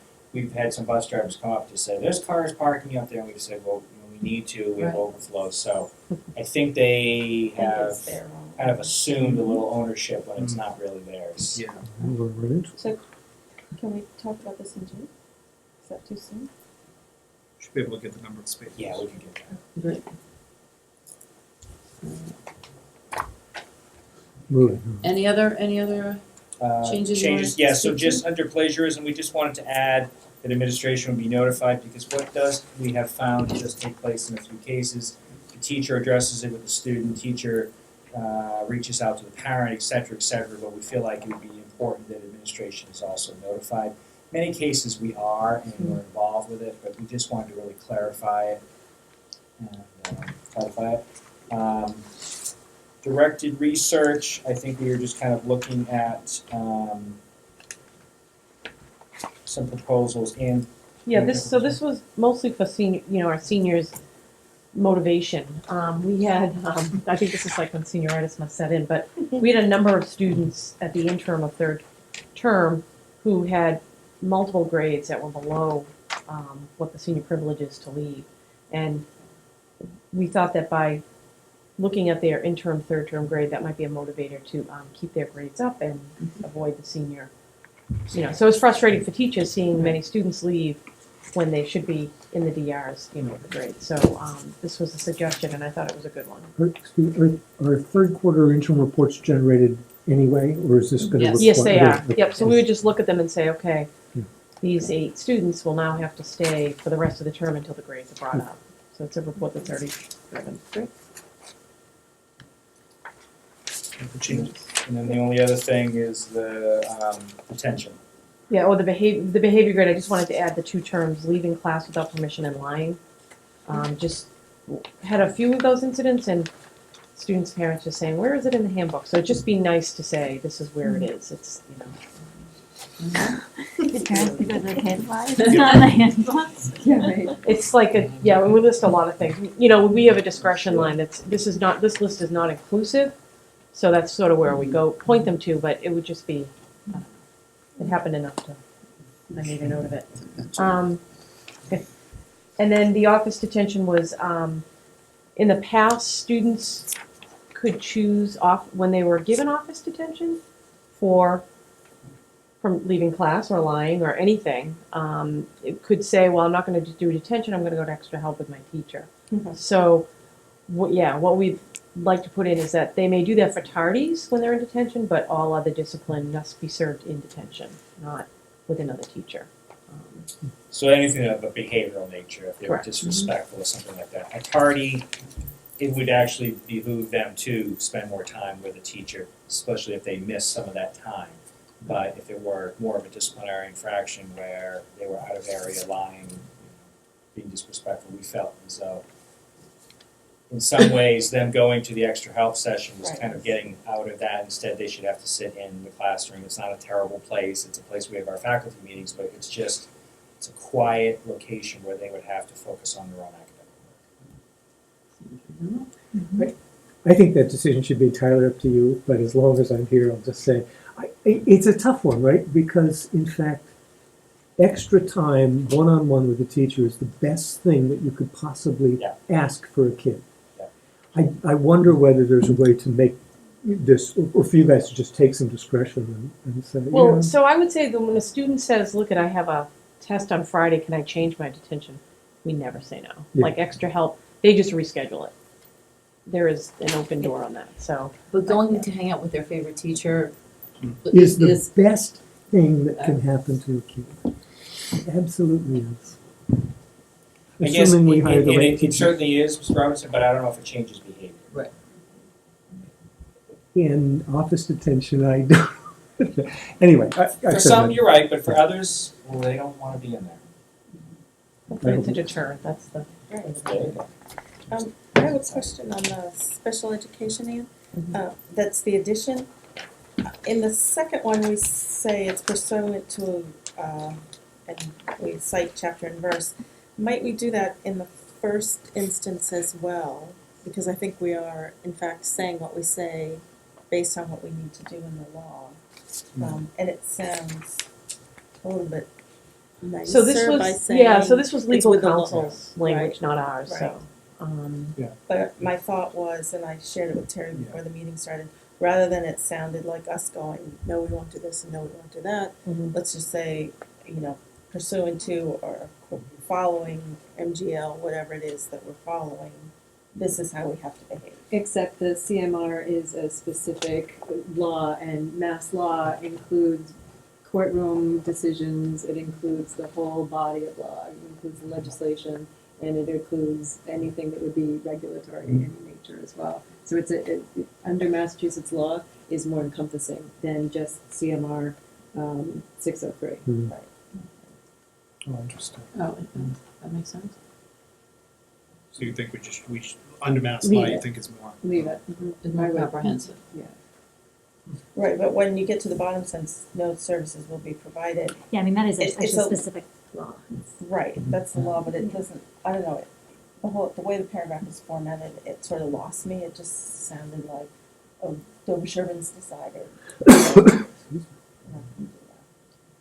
Well, that's where you could say according to X, because that would be a specific CMR. I don't know special education law well enough to know, but that last phrase would be a specific part of the law, not generalized law. So that's where you could say, according to CMR or MGL, whatever it is, no services will be provided without a parent's guardian's acceptance of the IEP. Right. And do we Because think that it's is. necessary though? I don't know that I mean, it's that is, Council necessary. I doesn't. think that's what Claire is asking. I So just would it be don't- better to?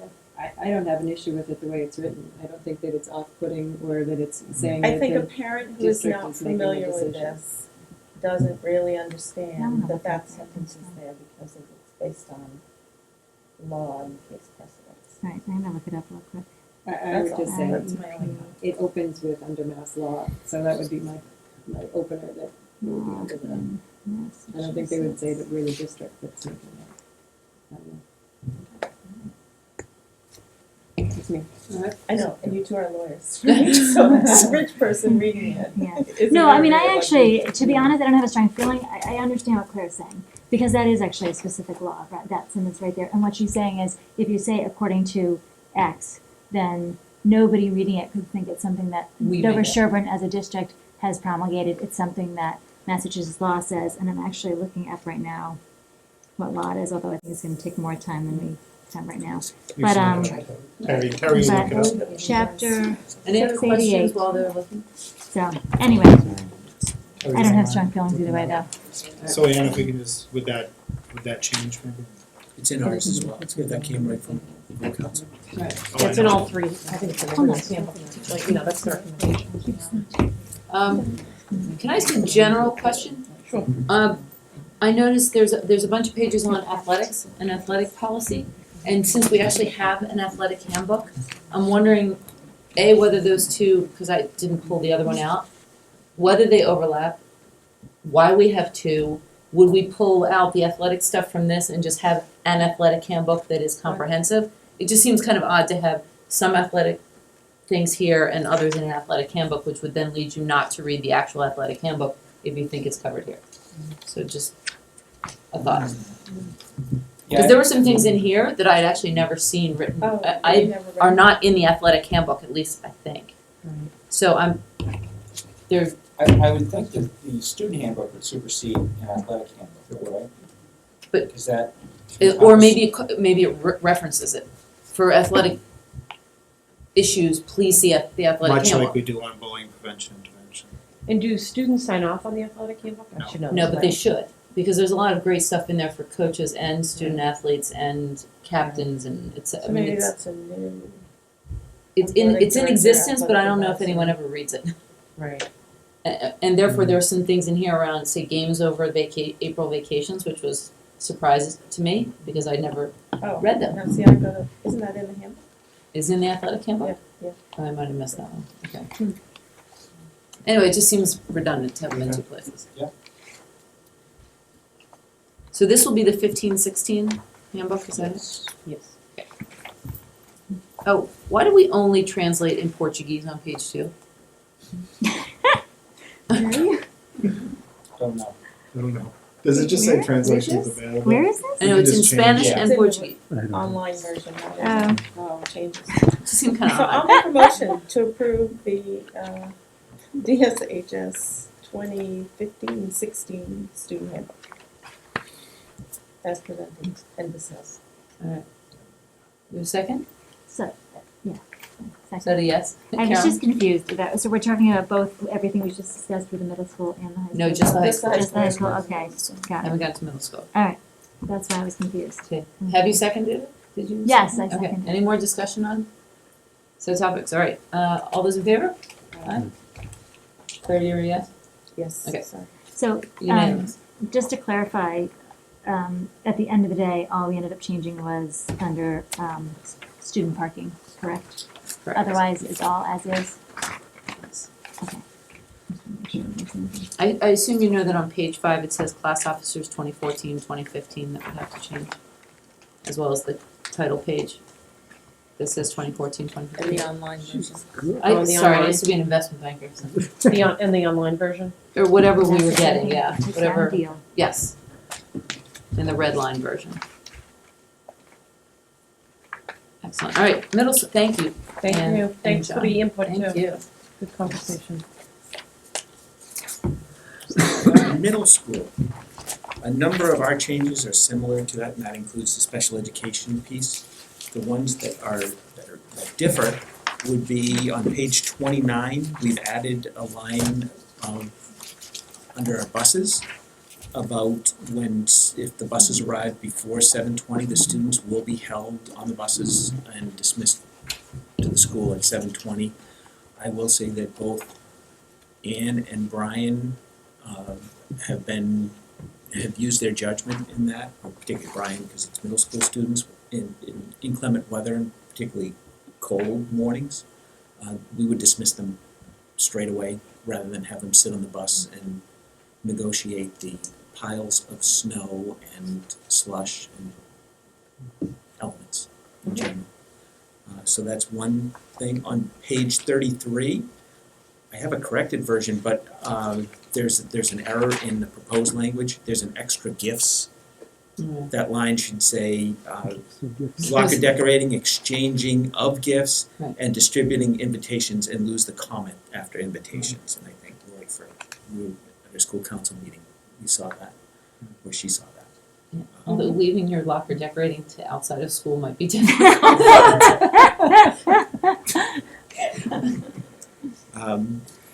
I do notice that tends to be a topic of a great deal of discussion in your school council meetings and. It has, and it has been for a number of years.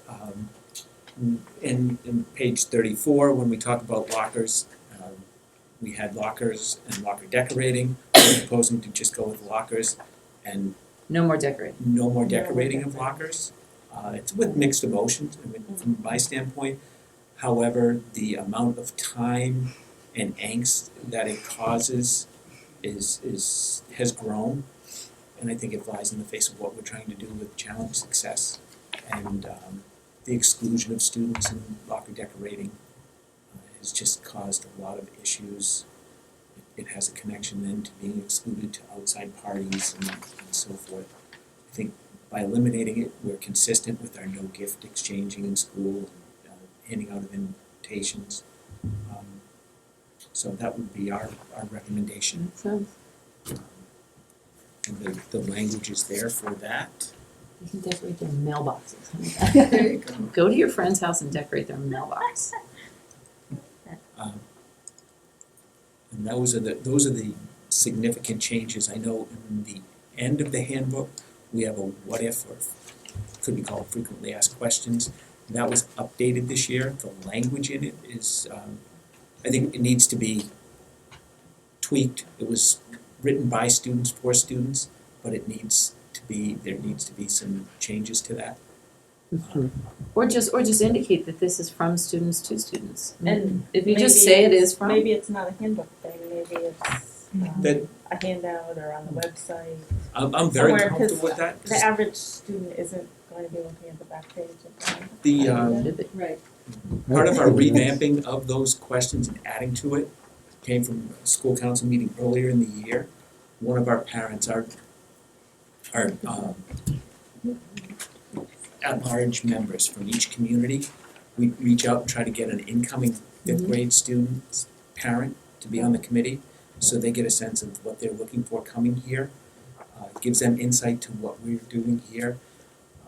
And one of the messages he got, is there some document that exists about that type of thing? And as a result, we went back to our student council and our sixth grade English teachers to solicit input from their students, because they're presently living it. It's most recent to them. I think it's great. I'd leave it in the handbook. I think it's a good place for it. You just end up, where do I find this information? Oh, the handbook. It just You know, is, six other I think if you things. said this is written by students, that would be Yeah, nice. no, I didn't know that. That's very I cool. just wanna change under what if you forgot something at home, instead of the others to go home, say, that will be a good learning experience. Now that you're prepped next time. Do not expect your mother to come to school. First, and don't the- tell your mom. And the other one You have was, seen our if you front, have two things bench, after school, okay. do one and forget about the other. I'm not sure parents will necessarily agree. Yeah, that So orthodontist that's why I appointment, I just- didn't I think that was felt- important. I felt like they could be massaged a little bit, and so maybe. You said you were going to do that. Yeah, we will. We've already started to massage them a little bit. We want to try to leave them in very Yeah. kid-friendly and kid language. Yeah. But even if we keep it in the handbook, I think we also would try to put a quick link just to those frequently asked questions. Yeah. Excellent. Scott, the suspension stuff, which looks like I didn't compare it to the other one, but It's it's huge and it's new, I assume. correct. It's just, it's what council had sent to us. It should be consistent with what's with the high school. That was And we had already there were some things about suspension. It would be a 3-day suspension. We had changed when we moved to the format of the high school handbook 2 years ago, up to, given we're talking about a sixth grade student versus a junior or a senior who's driving, we wanted to have some discretion. So, can I ask a question, page 53, that expulsion issue?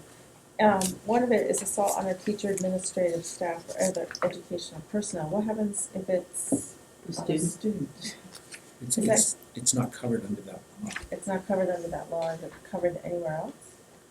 No, yes, so I think it's covered under 7137. But is it in our but not each. handbook? I didn't I go back to figure that out.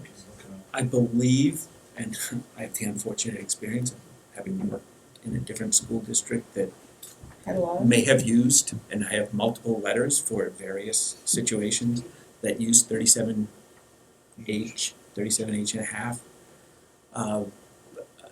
An assault on a student, it will come down to what the child, or what the individual is charged with. If they're charged with a felony, then you can go to excluding them based on that charge and keep them out of school. Someone has So say a case parent has a charge. complaint, what happens? A complaint. So you have to wait until they're charged, is that what this In order to particular invoke section that, invokes? Okay. in order to invoke that, they That's need to fine. be charged. You can suspend them, and then you have to follow the protocols for suspension. A lot of It's it's not a common occurrence in this building. A lot of the discipline laws changed because school districts that are plagued with these issues were just expelling and realizing that solves no problems, it just puts kids out on the street. And so a lot of the laws were invoked to say school districts could no longer in a handbook say, this offense equals this prescriptive punishment. You have to treat each circumstance as it presents itself and look for alternative schooling. And to a lot of urban districts, they really dislike the laws because what it does is it really ties the hands of the school and makes you keep kids sometimes in the school who could pose an imminent safety risk to staff and others, and that's unfortunate. That is the ramification of the law. And page 55, there's a paragraph that begins, during the course of any suspension, a student is. I think there's just maybe, should be maybe ineligible or is ineligible. I'm not quite sure. Which paragraph? What is it, fourth paragraph? Third whole paragraph. I just happened to turn the page and look down and saw it. It doesn't. Good catch. Didn't proofread the whole thing. Yes. Any other questions on the middle school? All right, so we have a motion to approve the handbook as presented. Second. All right, Second. I didn't know. Any more discussion? All those in favor? Aye. All right, thank you, Mr. Kellett. And Mr. Smith. Next up. All right, Next up Keep is going. the ACED. And I want to thank Scott and John for serving on this committee all year. This is our table, obviously the faculty members who serve on the committee. You've seen a number of updates throughout the year that look at this ratio and that ratio and adjusting different ratios and whatnot. This was our attempt to really memorialize a lot of these changes. And if this passes muster with the school committees, we actually would want this to go to the DSEA to say these are actually proposed changes that we want to invoke permanently. Claire? Okay, so normally when we do this, we hear additions, then we also hear about things that were asked that we didn't do. Sure, you've heard about that during the year. Okay, Right. During the updates, yeah. so there's no other items. No, there were only, what the committee kept going back to was this document, which was way back in one of the updates Right, earlier in the year. And they kept, as you can see from the notes, they kept going back and reconsidering and reconsidering. So we'll have that in the file, so Yep, that's great. yep.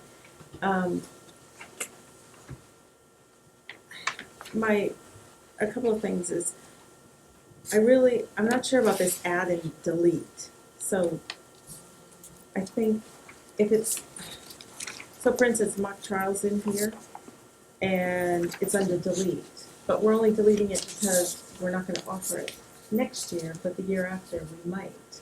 So we're losing the history of those ratios. So, can we have an active versus inactive as yeah, opposed to I'm add not and sure delete? how we handle that, Mm. because I don't really want Or to say, archive, or- you know. I mean, we So have, to me, the ratio stays the same, and it's a zero for the current year when we budget, right? Yeah. So it stays It's sort of like we on have a there. list of ratios and we're just, some of those positions are in current use and some are not. But it's not like if in 2 years mock trial comes back, that's the ratio we use, right? And so it's not well, like part of the we problem though is need- that list, the way that it's in right now, it's such a mess in the contract. Because sometimes it says wasn't funded for the 08-09 school year, Right, but wasn't that's, funded for. that's key to know. Yeah, but But not to that's keep just a it. spreadsheet. I mean, that's just reformatting a spreadsheet though. Like that's just, instead of having all those It's a data notes, source. that's just, like basically I would set up 3 different sheets of, maybe you have the all ratios, and then you have a second sheet that is active ratios for the 2015, 16 So we year. do. And then we have We have that for inactive. Cheryl. And so then all you're clicking on when you're looking at the current year is the active ones. You don't have to look at the Right. other sheets. Right. But you have them. And so You're when not I, Right, we have when I, that. when I met with Cheryl after that last time we discussed this, and she said we were deleting stuff, and I said, no, we're not actually deleting, we're just Moving. putting 0 in for the current year. So, I mean, all you have to do is put a filter in and sort according to, Yeah. The problem you is don't even that need to switch the sheet. the whole spreadsheet became part of the contract.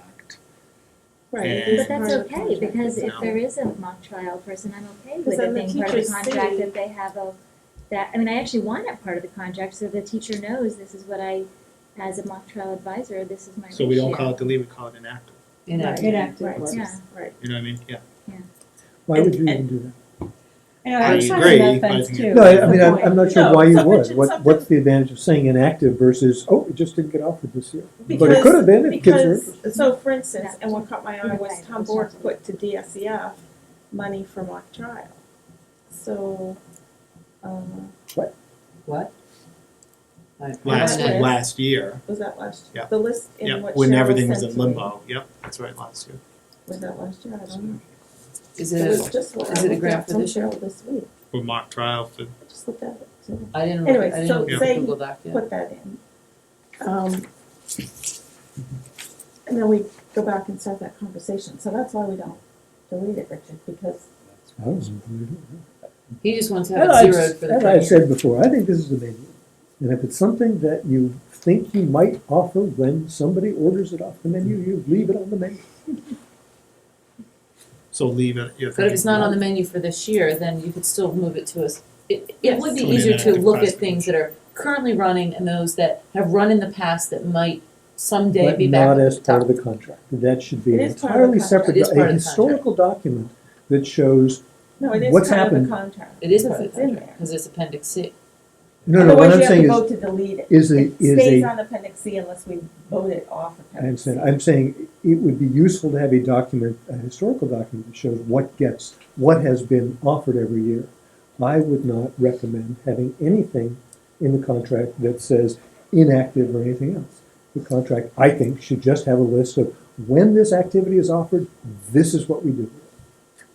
And if it never, ever gets offered ever again, and somebody gets tired of seeing it after 15 years, then we could make a motion. But something that's in flux, like many of these things are, I think we're just shooting ourselves in the foot. I don't see the advantage of it. I Right, think so it's just a- what's in Appendix C and what Appendix C is designed for is the name of the activity and a ratio.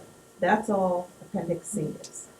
The Excel spreadsheet to find out how much all that's gonna cost and what we offer is just a worksheet on the side that Mhm. administrators use to manage the budget. Mhm. So, So they they can stay. so these should just be made inactive. Well, No, it no, For the shouldn't be purposes of specified. Appendix C, there should be nothing. It should just be Ratios. club, ratio, and if in 15 years no one has ever taken mock trial, then Yeah, maybe but what there's about a- when things change? So for example, the technology and engineering right, okay, is so the now first one. 5.5 and was LFTA that was 4.25. So that helpful to see stays that. on the list, and the ratio goes from the old one to the new one. But the name has changed too, because it's no longer LFTA, it's now, Okay, so the old one, in brackets, you could say deleted, or I you mean, could move if in those fact to you bottom. have rejiggered the system so that Correct. this is now unofferable, Correct. then you could take it out. And we should maintain that spreadsheet someplace else, so we can know that down the road, because I'm sure somebody will ask the question. But for the purpose of the contract, I feel like really all you want to do is put present name, ratio. Then you can have all the history in a different spreadsheet that has the history and then has different sheets for inactive versus active, so you have that information if you need it. But the contract is just capturing what in this present year we assign to that position. But the contract spans. Oh, what, no, What we're currently. it reflects what positions are in Appendix C and the ratio assigned to them. but what about when they're changed? So when it changed, if it's increased, then there's a note. Should be a foot, in that 3-year period, right? There should be a footnote. Mock trial changed on such and such from 1.0 to 1.25. Then, when we go to do at the end of 3 years, we can have a new Appendix C. And that's what that is. If the price of the item on the menu changes, then you change the menu to reflect that. But you don't change the menu to say, we didn't offer this last year. Right. Nobody ordered. No, I just think it's the simplest way to think about this thing that bedevils us every time we talk about it. So the things that are You don't marked as look like you delete, like this. the things that are marked as delete, they they don't fall completely off of the master spreadsheet that we have in the central Poor office. Steve wanted to get just like a clean, nice little spreadsheet. He had this vision of like a one-page. I think the negotiating team had a vision of. But can I, as long as this is, as It's long not. as Well, we're no, up here. we cleaned up the process in that you can make changes to it. It's just How they how, memorialize. how you're keeping your Excel spreadsheet. Yeah. Yeah, I do want to ask here, as long as, Yeah. why is mock trial indicated here as going to zero? What is behind this? Which seemed to have been. That's we don't middle know. school. Oh, middle school. Oh. We have a active. I see. Would it Never mind. make sense to add a column instead of saying inactive, saying last offered? Last offered in 2005. So then now you have a history, this has not been offered for 7 years or 10 years. Oh, we should get rid of it. And maybe you then at some point you And say now it after goes to delete. 5 years. I think with Cheryl's spreadsheet, we can capture what we need to. I mean, we were I trying know for a Cheryl's presentation. Yeah. spreadsheet is capturing what you need to Yeah. budget. But there was a little missing. But it gives history. Yeah. Yeah, but Yeah. last time around, and I think I brought that, we were deleting things that actually we hadn't voted to delete. So in the last iteration of the list, cheerleading was deleted or marked to be deleted, and we didn't have a vote to delete cheerleading. So what So- then goes to, keep in mind, this all has to go, to the association, this is all, through ACED wants these changes made. And that was the only issue, is cheerleading, not to bullet, but that was the only one that went into the wrong, Yeah, was I don't marked as remember. deleted, but I think Cheryl will get back up. We were trying to find a way to just, for the purpose of the school committee and to the wider DSA, to say, here are some changes. Like this is what's going up, down for the 15-16 school year. So, Everything else is status So- quo. right, so it's to modify those, to add those, and these are not deleted, it's unfunded. Right? Inactive, Just move on. inactive. Inactive. So actually, bigger picture question. So if I add these up and there are 28 ratio points added and 20.75 taken Correct. away. Yep. That delta is the increase that we've budgeted in our 15-16 budget. In That part, corresponds. and also keep in mind that there are some things here that touch the other school committees. Okay. So things Well, like, so that was gonna be my other question, what's happening at the elementary level? Mhm. And how, for instance, team leader 6th grade, Mm-hmm. how does that, and I assume you guys have done the work, how does that correspond to a curriculum leader at the elementary level? sure, there's no proposal for reconsideration of the ratio at the elementary level. So those are status quo. The teachers have to bring these changes forward. We had a very candid conversation at the last meeting about the fact that the elementary schools haven't had as prominent a voice in this process as I'm suggesting they should. Because teachers do stuff at the elementary level and because they don't live the life of this piece a lot. As much as we can. Exactly, that we do at the secondary level. So we could only consider what was brought to us to consider. But some of the things in here, this document, if we make this inactive, next week, Sherborn School Committee, this can be changed to inactive. They too need to look at this only because part of this reflects something that touches their budget. And that would be the fine arts position, if that's captured. Right, so they only look at that. Exactly, That and their budget piece. reflects that. So to Dana's point, you're looking at 28 ratio points versus 20.75 ratio points. You have to remember that this is grossed up. So your version is grossed to include costs that will be cost shared with elementaries. It's also grossed up to include the $3,000 worth of the nursing grant that we get. So this is like a fully loaded model, not all attributable to the region. And so to that point, so why is technology engineering department chair in as an add when we already had an LFTA department chair? Wouldn't it be? Because I think LFTA was. No, that was the curriculum leader at the middle school. Right. Was taken down. LFTA was deleted or now made inactive. But that says middle school teaching learning LFTA special curriculum leader. So maybe this one should be modify, because that's really what. Well, it isn't, because that's a new department chair, because new by title. But that would mean that the department chair of LFTA is no longer, so all of our department chairs are 5.5? Sorry, I should know that, okay. So then that 5.5 should be inactive. If there is no longer a department chair of LFTA, I see what you mean. Uh, There should be a right. line added to reflect that. and so, right, is there a curriculum leader of middle school LFTA? No longer. No, but we, But it's not.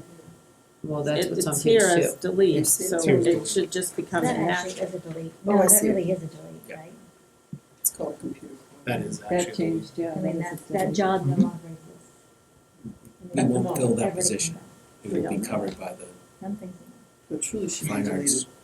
I don't think we want add, modify, delete, inactive. I think we should Right. call it inactive. And I mean, so the increase in the ratio for the team leaders, and what was the reasoning given? Scott? Just not that I don't think it's The worth it, team I just leaders, think- we equated the team leaders and curriculum leaders. Because the So they're consistent now. roles are consistent. We had done that this year, earlier this year. We brought it, I think it was December, and we had done the same the previous December as well. With these monies that were not expended for these inactive positions. So what did we do? We equated the team leader and curriculum leader positions at the middle school, So now everyone's at 4.25. 4.25. And was everybody at 4.0 before, or No. curriculum was 4.25? Curriculum was 4.25, team leaders were 4. 4. It was a total of 1.5 to As long as this adds up to the numbers that we budgeted, that Yes, and there's still more work that the ACED group needs. They meet regularly, and that's to the point where, you know, it's good that there's an effort to get this cleaned up. It's translated to a lot of work for the committee to actually, because they meet now regularly. Part of it maybe is once we get the process going, that'll be easier, but And in terms of part of the thinking when we made the change and the ability to manipulate it was at this time of year, especially at the high school, we would be trying to review our offerings and plan for the fall. Is that? so that is what's good. I mean, teachers at any point can really, I mean, the committee keeps reviewing this master list, so we get this big list in October of all the changes, and we've met and gone back and forth through that list. Instead of, it used to be one-stop shopping. And it was like, we met, that was it, and it was decided in an hour-long meeting. So, I've decided if you're going away, President, I'm gonna put a framed picture of only the active. that looked great on my dartboard. Maybe just appendix C. What this list looks like. Okay, any other So- discussion on this? Stipended positions. I'll make a motion to approve the proposed permanent changes to Appendix C with the word delete changed to inactive. Right? Yep. Got that? All right, That sounds- second? Second. All right, any more discussion on this? Gosh, I hope not. Okay. All right, all those in favor? All right, thank you, guys. And boy, did All I right. miss Claire for getting me on. Imagine a budget and all that. Okay. I will privately fund all of these positions. Rather than discuss them for one more Consent month. agenda, we have one set of minutes which had a very funny typo in it, which, unless you happen to know someone named Jangle Med. Oh, it's just to know. Jangle. Oh, Jane. Jangle Med, unless she has a A new pseudonym. That's her nickname, didn't you know? We call her Jangle. I'll make a So motion Amy will to capture Okay. approve the April 7th, 2015. Okay, the consent agenda, we have a motion for the consent agenda, second? Second. All right, all those in favor? All right, agenda consented. No other minutes to review, and anything to discuss for the June? We're gonna revisit parking spaces, we will look at school improvement plans. Reorganization. The reorg, And joint meeting is food services. so as part of that, Yes. the school improvement plan, that also, you'll report out on the goal setting that's being done by admin cabinet, I think we were putting that in or joint, is that joint? I think we were doing that for joint Okay, as well. There was one other thing that we skipped from the presentation part. I need to know parking if, spaces. yeah, if the regional school committee would like to have Oh, any kind of surveying done, you'll notice we lost about 10 parking spaces in the entrance to the high school. The landowner has surveyed his property, and in fact, there are 3 lots over there, coming off of Junction. And, I mean, literally, it's not just taped off, like, there are rebar posts in the ground there. So I'm not sure if we can leave it as is. Plant and Facilities has said, can't we move that stuff? No, we can't. But certainly we can have the regional school committee could decide and appropriate, if you'd like to, money to survey, if there's any desire to do that, your land, for the regionals, to find out exactly, what's what and what's going on over there, because I don't think there was, or you could also pursue under particular statute where, we've essentially been keeping up and maintaining that strip of land to the left of the entrance driveway, which is part of this gentleman's property. He owns 3 lots right there. But because the regional school district has been keeping that up, maintaining it, you could go after and say, we want to claim that, Adverse possession. adverse possession, Other way. and claim that land. So, You have to mark it as your own, you have to, it has to be shown that it's hostile and you consider it yours. yes, And you usually have something posted for a certain amount a of certain time. amount of time. You can pursue it, but. But we haven't been, or We don't have anything posted there that I've ever seen. But it wouldn't be crazy to do our own survey. It has to be open We can notorious. basically go with his survey, right? Right. So But it what, certainly wouldn't be crazy to just do our own survey of the land to confirm that in fact his survey So is what happens accurate when the about snow that. comes and the tape goes down? What happens with it? Well, the rebar posts aren't going anywhere. Well, that's the other part. We've been plowing it, keeping it up. That whole strip has been, we've been using it. But the gentleman who owns the property, who owns other, I am trying to find through the town of Dover, I'm trying to find contact. The most I have is a P.O. box for him. He owns a land in Medfield and Dover and a lot of land in Dedham. And with his other properties has cleared them and done nothing with them.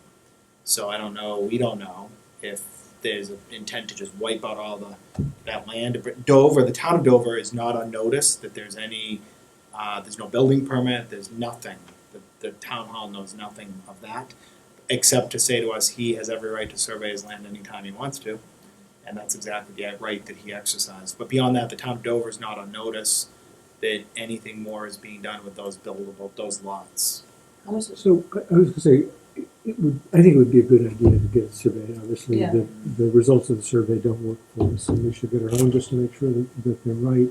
And then I would suggest we come up with a price that would work for us to buy it. It's obviously a piece of real estate that we have been using, and we find value in it. And if it doesn't destroy his, the size of his building lot, which would be a little bit hard to believe just because of its, the small amount of land that we're talking about, he might very well be willing to part with it. I don't think, but I'll stop So there and then we can talk about it. So you guys don't think based on the adverse, that we would have any claim on that one? It's gonna be expensive and I think shaky at best. I don't think that it has to be open, notorious, hostile, and you have to have it posted, you have to be maintaining it, which we do maintain, but it's a difficult thing to do. It's, you're taking away land that somebody else has purchased. So Not to it's mention- a high And threshold. before you would do that anyway, you would always do the survey first. Right. That's Because you always- need to make sure what the, Okay. so no matter what, you have to do the So we survey. should do the And survey. that's, I think, a good investment. How much How much is the survey? I don't know, but I'll find out from Ralph, and why don't we do this in June? Why don't we have the results of what it'll cost to do the What do survey? you say? I would guess 1,500, I would guess. It shouldn't even be that much. I mean, we're not talking about the whole property, we're No, talking just about, that a line. couple of lines. It ought to be $300 or $400 or $500 at most. So Richard, do you want to make a motion? Yeah, why don't we make a I motion? would make a motion that we survey the corner of the property that is under dispute with not to exceed $1,500. We have a second? Sure, I'll second. Any more discussion on it? No? All right, all those in favor? All right, survey away. We will, thank you. All right. And then we can discuss it in June what the outcome is and whether we want any next steps, okay? Anything else? All right, meeting adjourned, thank you guys. We have an executive session.